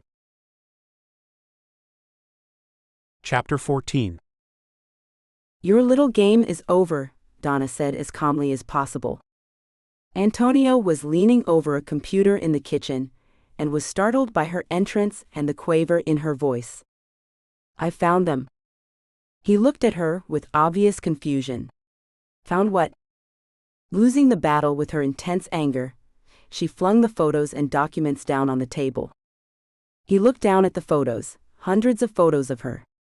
At José's villa, on her balcony in the night, walking around town, and even at the airport arm in arm with José. The photos, each a private moment from her life, were each a violation she felt intensely. Antonio looked up, devastated. Donna, I don't know what sick game you and your uncle have been playing, but it's over now. The game is up. She took a deep breath, promising herself she wouldn't cry in front of him. No, the tears could come later. I've read the papers, she continued.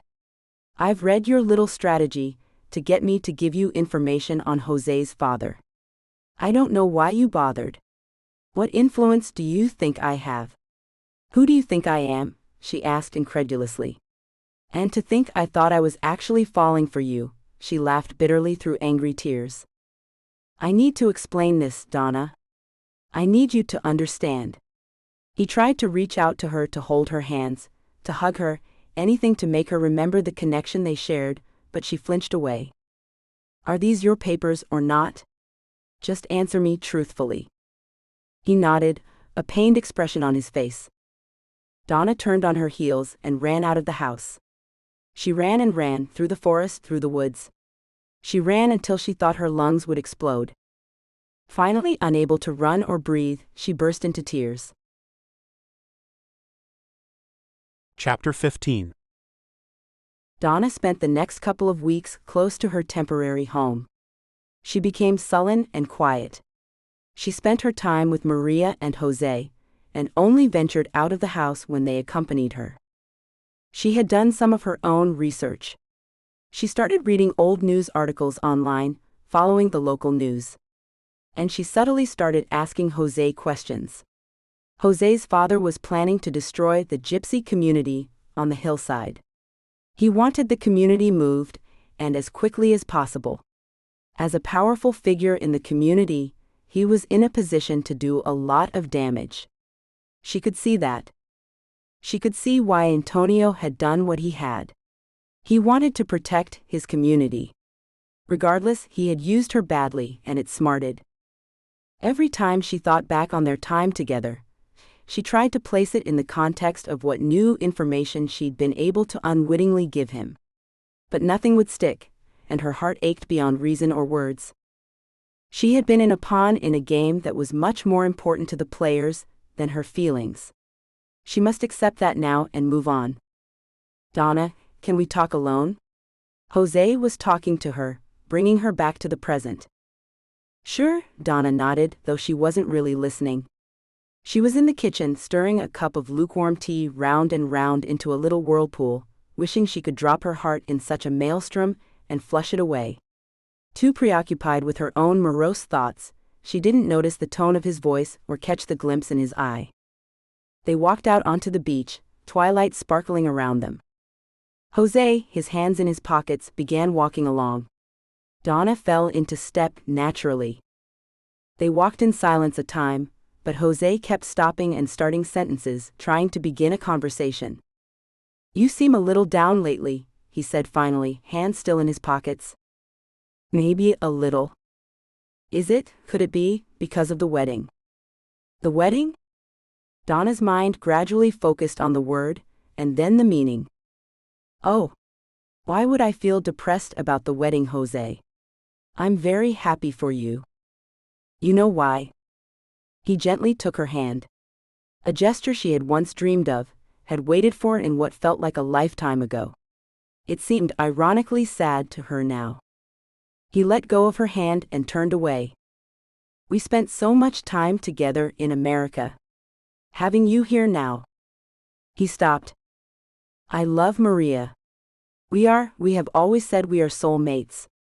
We were always going to get married, from a young age. He stumbled around for words. But with you here now, I feel confused. It was his turn to look down at the floor.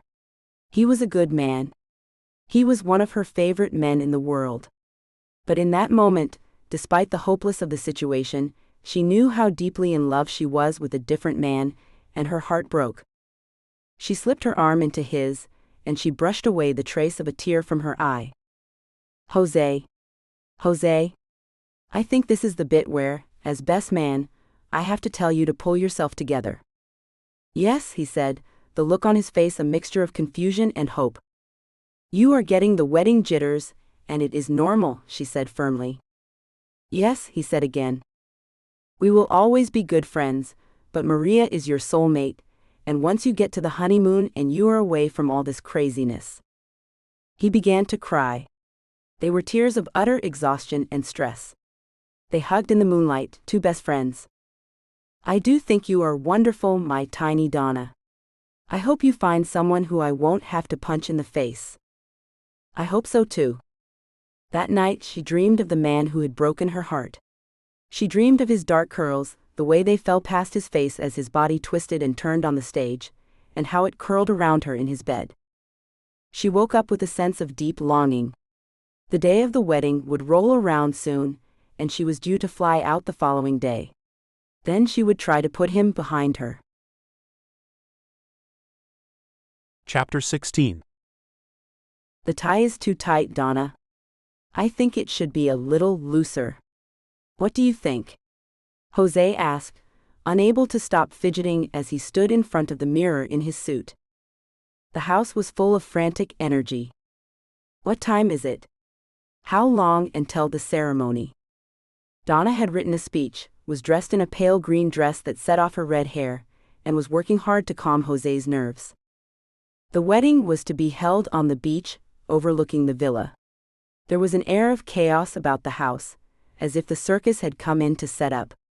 José's father had hired caterers, magicians, and had even arranged for a fireworks display. No expense had been spared, and the wedding was to be the spectacle of the year in the sleepy Spanish town. They'd set up a stage on the beach, on which speeches would take place, entertainers would perform, and singers would sing and honor the family. José's normal confident manner had deserted him completely. I hope she turns up. Do you think she will? Donna put her head on his, hugging him around his shoulders. José, of course she will. True love always holds out. The day flew by, the vows, the photos, the music.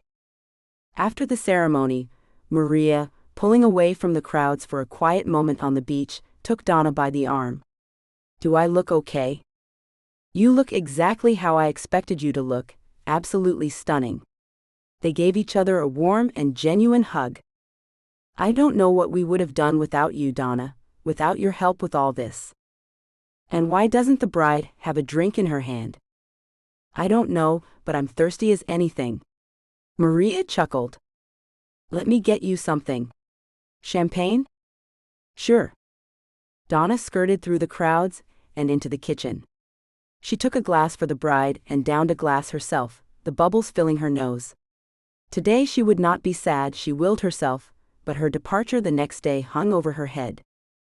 As she was stepping back out of the house, she heard a familiar sound, the frantic rhythm of drums and clapping, and the sound of a guitar, and then the haunting wail of a flamenco singer. Carrying the two glasses, she reached the beach. José's father passed her, saying, "Have to keep the enemy close." He gave her a conspiratorial wink. Antonio was on the stage. He was dancing with two female dancers. In the dance, they were fighting over him, pulling him one way and the next. The dance was more intense than she remembered. She drew closer and allowed herself to take him all in. For a few seconds, she was in his bed again, rubbing her hands across his tanned back the moment before he grabbed her by the wrists and pulled her under him. She could practically feel the happy weight of his body on hers. She hated herself for still feeling this way. And then from the stage, his eyes locked on her. He had spotted her out of the crowd, and his gaze did not let up. Even when the dance demanded something different, he refused to look away. She stood still, unable to move or avert her gaze. The pull between them was just as strong as ever. The dance was over, and there was a great applause from the townspeople. Antonio bowed, and then almost leapt off the stage. He was by her side in a few seconds. Donna began to turn away. "Donna, please wait." She ran further across the beach, to where the crowds had dissipated. But he went after her. She stopped and turned, angry again. "Was it all just a game? Did you mean any of it?" She pushed against his chest. "Why? Why did you do it? You were having me followed, having your uncle take photos of me, watching me." "Please, Donna, please listen. My uncle is not a bad man. He was just trying to protect the community. He was trying to protect the family. Can you understand any of that?" "Yes, I can understand that. I understand that you both wanted to do anything to protect your community. But you used me. Used my body like it meant something to you. How could you know me and pretend to feel something for me, and use me like that?" "I didn't know you. I didn't know you at the time. He thought if we could get close to José's father, then we could influence his decision on the village. I didn't know Ivan was having you followed. I didn't know he set the whole thing up until he told me, and then it was too late." "Too late?" "Yes, too late. I had already fallen in love with you, and I didn't know how to tell you what he'd done." Donna paused. "I don't understand. So you didn't know Ivan had set me up?" "Of course not.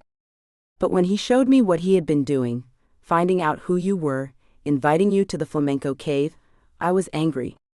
I tried to avoid you after that, but you just kept turning up at my lessons. You kept showing up. Why didn't you tell me? I had to protect my uncle and the community. And I was dizzy, wanting you but knowing I shouldn't touch you. You have to believe that. All this is real." He grabbed her by the hips, pulling her towards him, and despite herself she melted into his body. This is real. She felt the force of his lust, the hardness between them. She found herself reaching up for his lips, kissing him without restraint, eager for his kiss, as she felt his fingers digging into the small of her back, as if his will alone would keep her there. "I'm sorry, I'm so sorry," he whispered against her lips between kisses. "It's done now," she said, cupping his face in her hands, unable to do anything else. "I'm leaving tomorrow." He reached down and picked her up. He carried her to a secluded beach spot and pushed her to the ground. Their final night together on the sand was a melancholic pleasure. They clung to each other for dear life, each one drunk with longing and heartache. Chapter 17. She stood outside the house with her suitcase, waiting for Antonio's car to turn up. After their night together, he had offered to give her a lift to the airport. José and Maria had left for their honeymoon, so her goodbyes to her friends were already said. Eventually a car pulled up, and she got in. They drove a ways in silence. Then he said, "So what will you do back in the States?"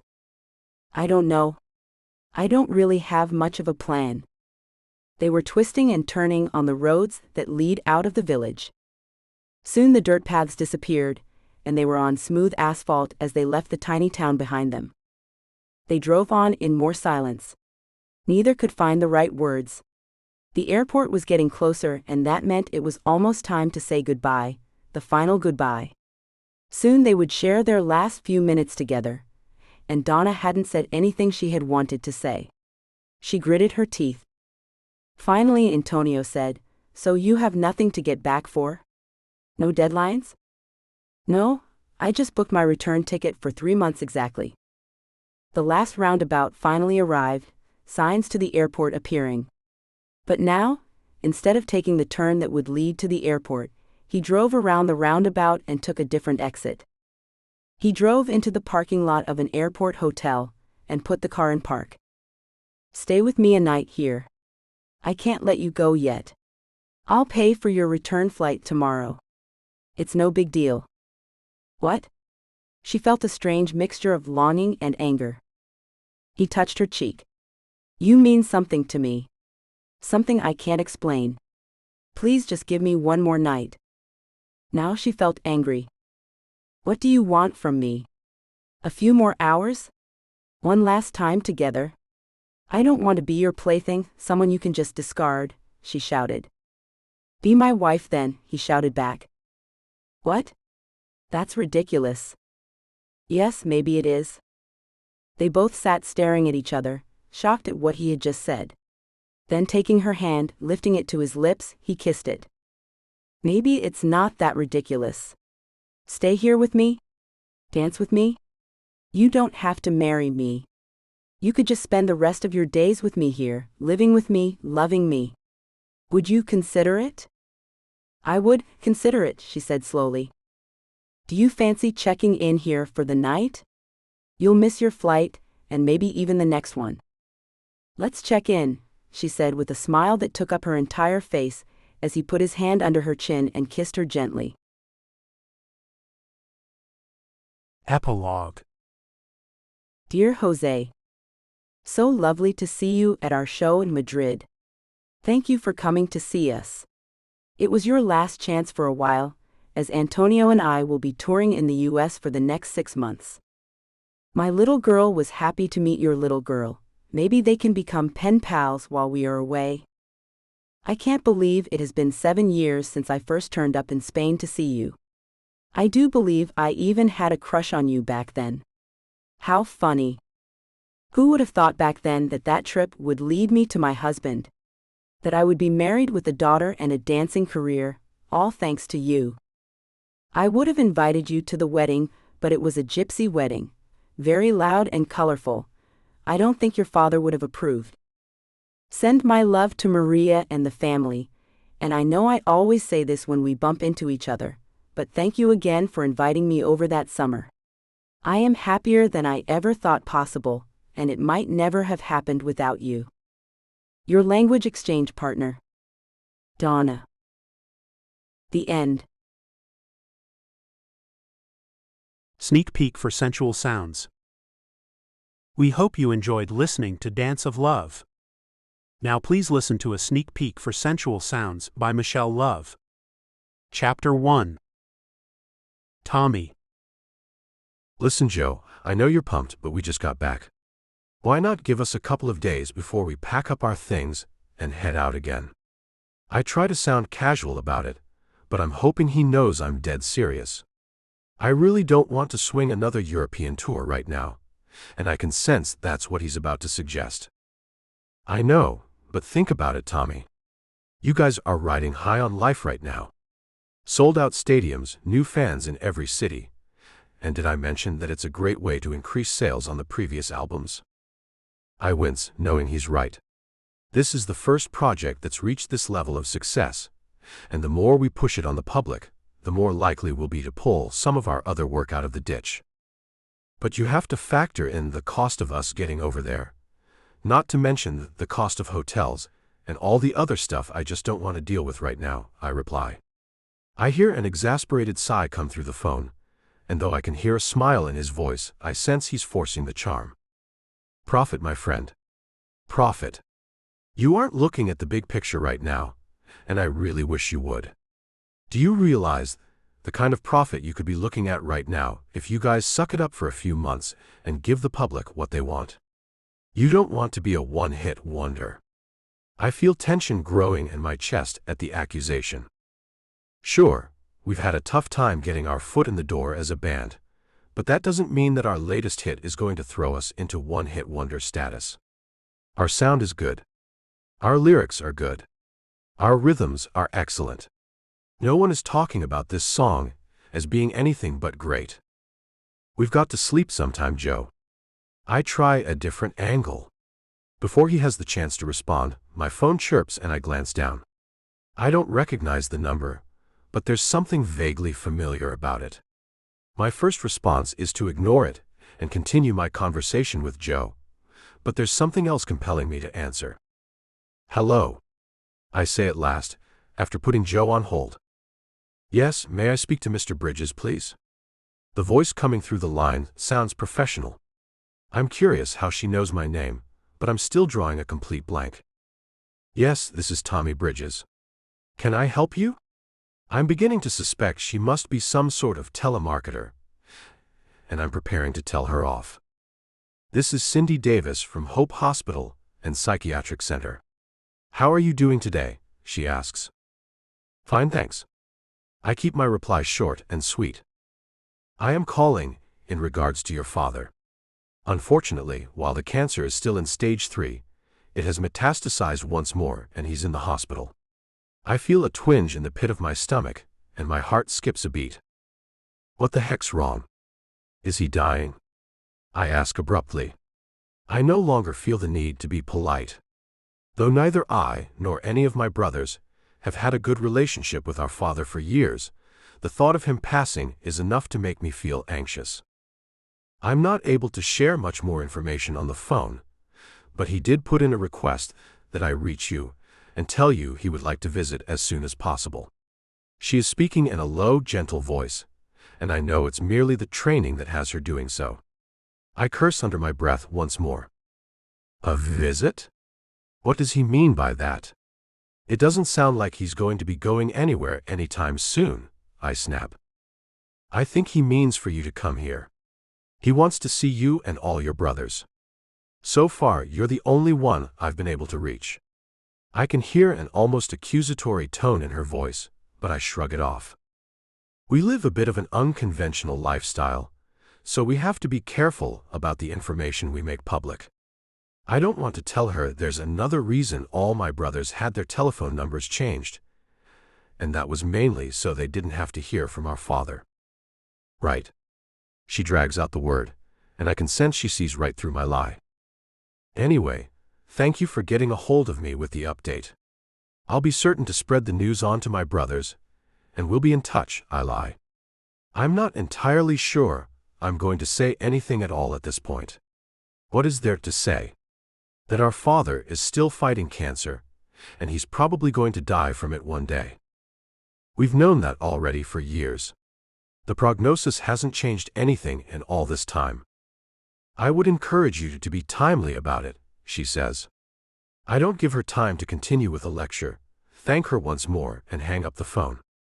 As I hit the button to return to my call with Joe, however, I can't shake the guilt that's quickly growing in the back of my mind. Thought I'd lost you, Joe jokes when I get back on the line. It was something with my father. I guess he's not doing so hot, I say, my voice more absent-minded than I intend for it to be. Oh crap, I'm sorry to hear that. He dying? Joe asks. These days, he's gotten to be as callous about the situation as the rest of us. I'm not exactly sure how bad he is. He wants to see us, I say, my mind clearly still on other things. Are you going to? Joe prompts. I mean, shouldn't we? He's our dad, after all. If he kicks the bucket, I think we'd all regret not getting to see him one more time, I snap. I'm not sure why I'm feeling so emotional about this, but I don't want to talk about it. Well, why don't we pencil it into the schedule? Joe suggests. The hell do you mean? I ask. I mean, let's take the tour stateside instead of going over to Europe. I bet you'll get some attention going back home, small town though it is. Not to mention, you can get seeing your father out of the way, and hopefully increase sales some more. I can hear he's already planning the trip without me, and I sigh. I know he's right, and the way he's presented the idea makes it even harder for me to turn him down now. The truth is, It would be a great way to continue with the promotion of the album, while also getting to see our father. For all I know, it might be the last time. You still there? Joe's voice comes through the phone, and I realize I haven't answered in a few moments. Yeah. Listen, you work out the details like you always do. I'm going to get a hold of the guys. They're going to need as much warning as they can get. Joe laughs, though I'm only half joking, and I hang up the phone. I sigh as I drop into a chair and drag my hand over my eyes. It's been years since we've been home, and just as long since any of us have had any true contact with our father. Regardless of the circumstances, this wasn't going to be a pleasant trip by any means. As far as I'm concerned, the sooner we can get this trip over and done with, the better. Suddenly, I almost wish we'd decided to head back over to Europe. Chapter 2. Nikki. Why don't you take it easy and treat yourself tonight? You know, go out and do something. Hang out with one of your friends. I'm surprised you don't have a date lined up already. I know Mr. Harvey is just being polite, but I've always hated that comment, even coming from him. I smile. I mean, I've never really been one for relationships. And I don't know if going out is a good idea tonight. I mean, maybe it would be better if I stayed late and saw how Mr. Bridges gets on. I look over my shoulder down the hall, but Mr. Harvey rests his hand on my arm, looking at me with compassion in his eyes. He sighs. Look, Nikki, I know it's not easy for you, but you've got to trust me on this. This isn't the kind of job where you can afford to take on everyone's problems. Your job is to sit there, listen and offer advice, then go home and enjoy your evening at the end of the day. He tries to smile, but I shake my head, ignoring him. Mr. Harvey has been a good friend, a mentor, and my boss since I came to work at Hope Hospital and Psychiatric Center, and I know he's right. He's been walking these halls for longer than I've been alive. Not only does he have the credentials, he's also got the experience to back up what he's saying, and no amount of arguing is going to change that. But I can't help it. Ever since I was a young girl, I've had a heart for others.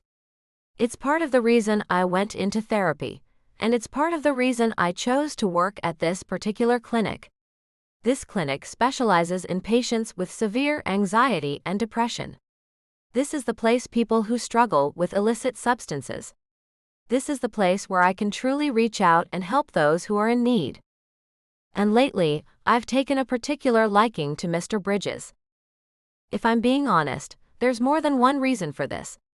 Not only is he a kind old man who is very lonely, but he's also the father of 5 boys I have always had crushes on. Well, at one time they were boys. Now they are grown men, each with a solid rock and roll career. They formed the band in high school and, though not many in our peer group thought they'd make it very far, they are now selling out stadiums around the world and have an album on the verge of going platinum. At least that's what I've heard. Well, if you aren't going to make the decision for yourself, I'll make it for you. You've put in enough hours today, Nick. Go home, and I'll see you in the morning. Mr. Harvey brings my attention back to the present, and I give him a grim smile. I want to stay later and talk to Mr. Bridges some more. Even though he's not officially my patient, what with the conflict of interest and all, I still like to check in on him every day if I can. Today, I want to hear him chat about his boys and how he hopes they're going to come visit him. I don't want to go home to my lonely apartment. But Mr. Harvey is my boss, and I have no choice. When he tells me to do something, I have to do it, or I risk the possibility of being written up. I'm sure he wouldn't do that to me, knowing that it wouldn't look good on my resume so shortly out of college. But then I don't want to tempt him. He doesn't wait for me to respond, turning and walking back up the hall toward the back rooms. Watching him walk away, I reach up and unbutton the top of my uniform, as I try to decide what to do with my evening. If I have to go home, I may as well stop by the store and get something to treat myself with. It's a Friday, after all, and if I'm going to be spending it alone on the couch with my Netflix account, I'm going to be doing it with a pint of ice cream.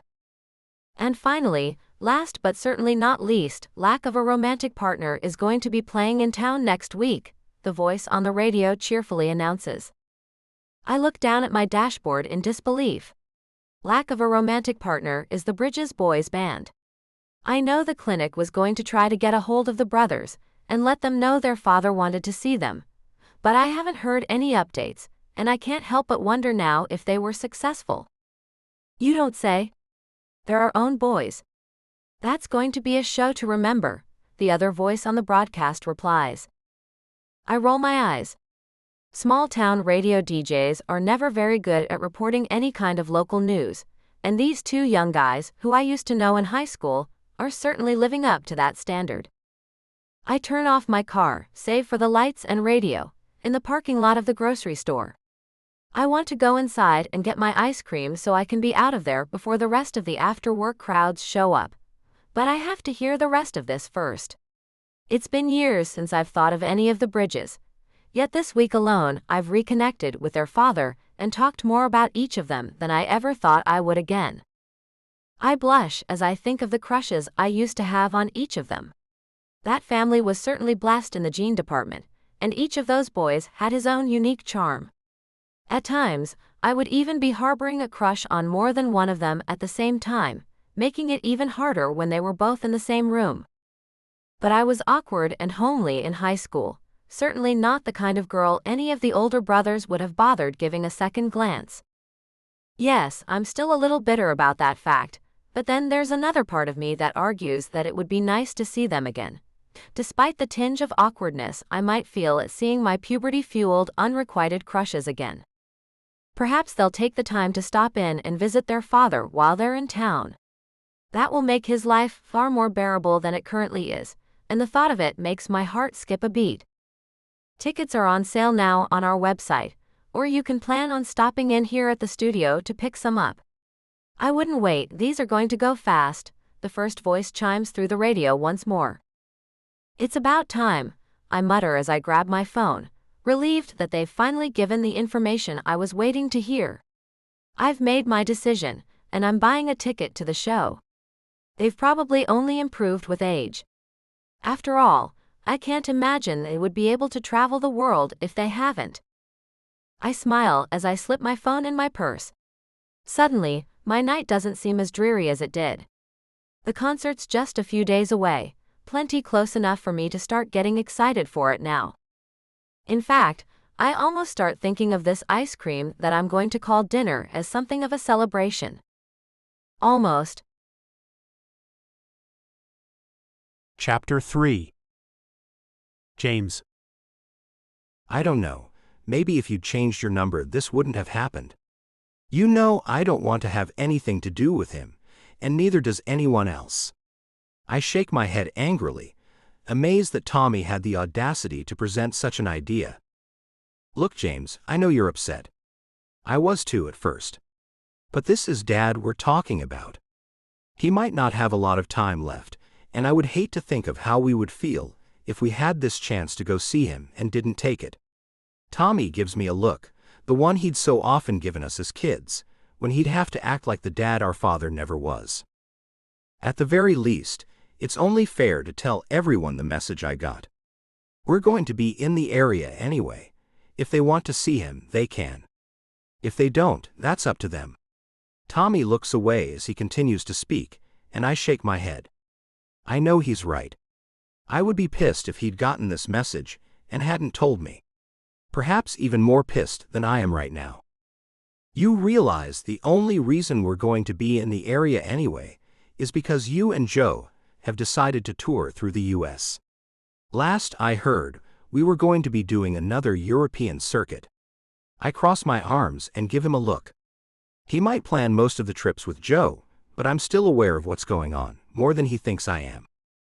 Again, this might be our only chance. I don't know how bad off Dad is. The chick who called me didn't say anything about how much time he had left, just that the cancer is spreading and she feels we should visit sooner rather than later. Tommy lights a cigarette, and I can sense he's growing agitated with the conversation. I don't give care. I'm already agitated, and he can be too for all I care. James, I know you're pissed off at what Dad did to us. We all are. But I also know you don't blame him entirely. We had a messed up childhood, but so did a ton of other kids. We can put it behind us to see him one more time, can't we? Besides, don't you want to shove it down everyone's throats how well we've been doing? He grins, and I can't help but smirk. It's true. We certainly got our fair share of being picked on in high school. Not just through high school, but in junior high and as far back as we can remember. It's part of the reason I'm so angry with my father now. I remember going to him time and time again, telling him that the kids at school were mean to us. His answer was always the same. If you want to make it in the real world, you'd better grow a pair and tell the bullies to buzz off. It was good enough advice in and of itself, but none of us ever saw our father grow a pair himself. In fact, we all have vivid memories of him getting blackout drunk on a Tuesday night just because he had the bottle of whiskey in the fridge. After our mom died when we were very young, he turned to alcohol to solve all his problems, and he was never able to give it up. It was a problem that only gained traction through the years, and by the time he was diagnosed with liver cancer, none of my brothers had much contact with him at all. Sure, he liked to reason that our ungrateful attitudes were the reason we wanted nothing to do with him, but the fact of the matter is that it has less to do with us than it does with him. It has everything to do with the fact that he wasn't there for any of us when we needed him. It certainly doesn't do a lot for me wanting to be there for him now. But then I can't ignore the fact that Tommy had been like a second father to me, to all of us, and he has a real point. He doesn't want to see Dad any more than any of us, but he also doesn't want us to end up living the rest of our lives filled with regret that we didn't let this go when we could have.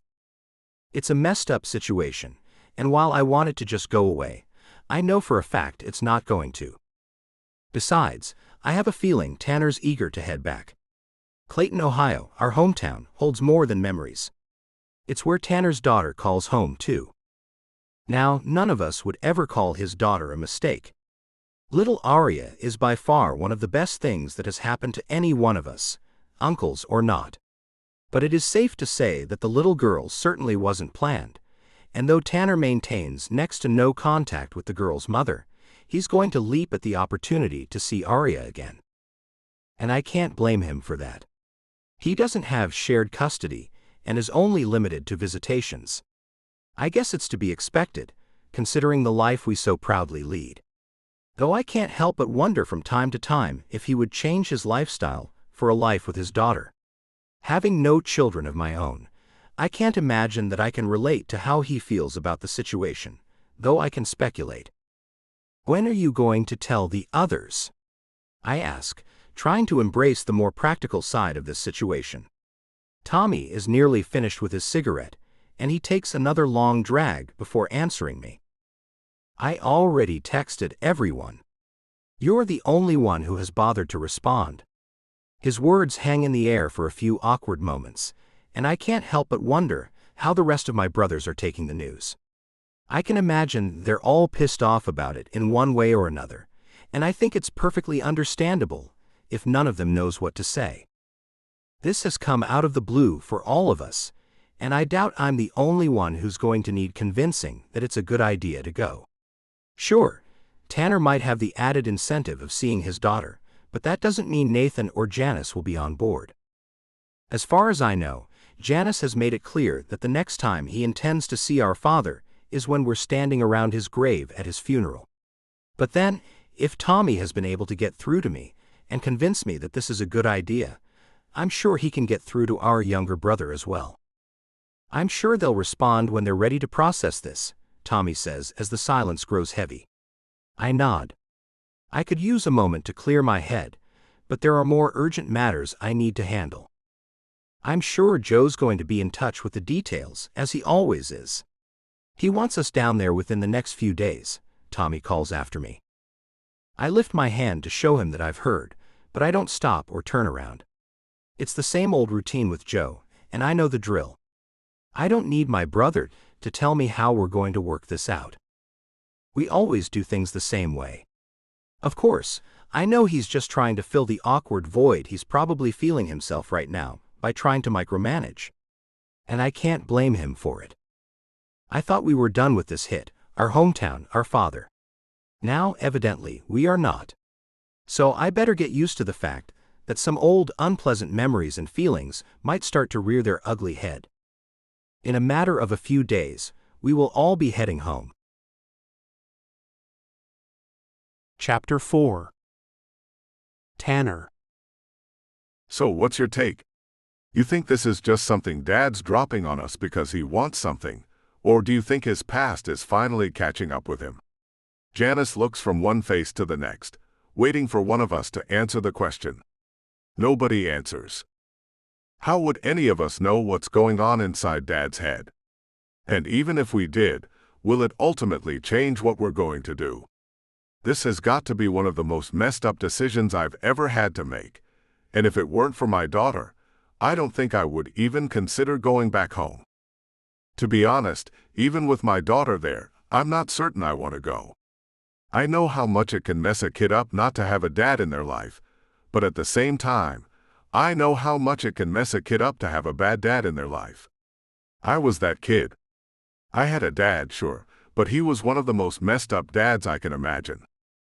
There have been more times in my life when I wished he wasn't there than when I was glad that he was, and I don't ever want to make my daughter feel that way. I want to be a happy presence in her life, and if I'm going to do that, I have to get it together before I can make her a constant part in my life.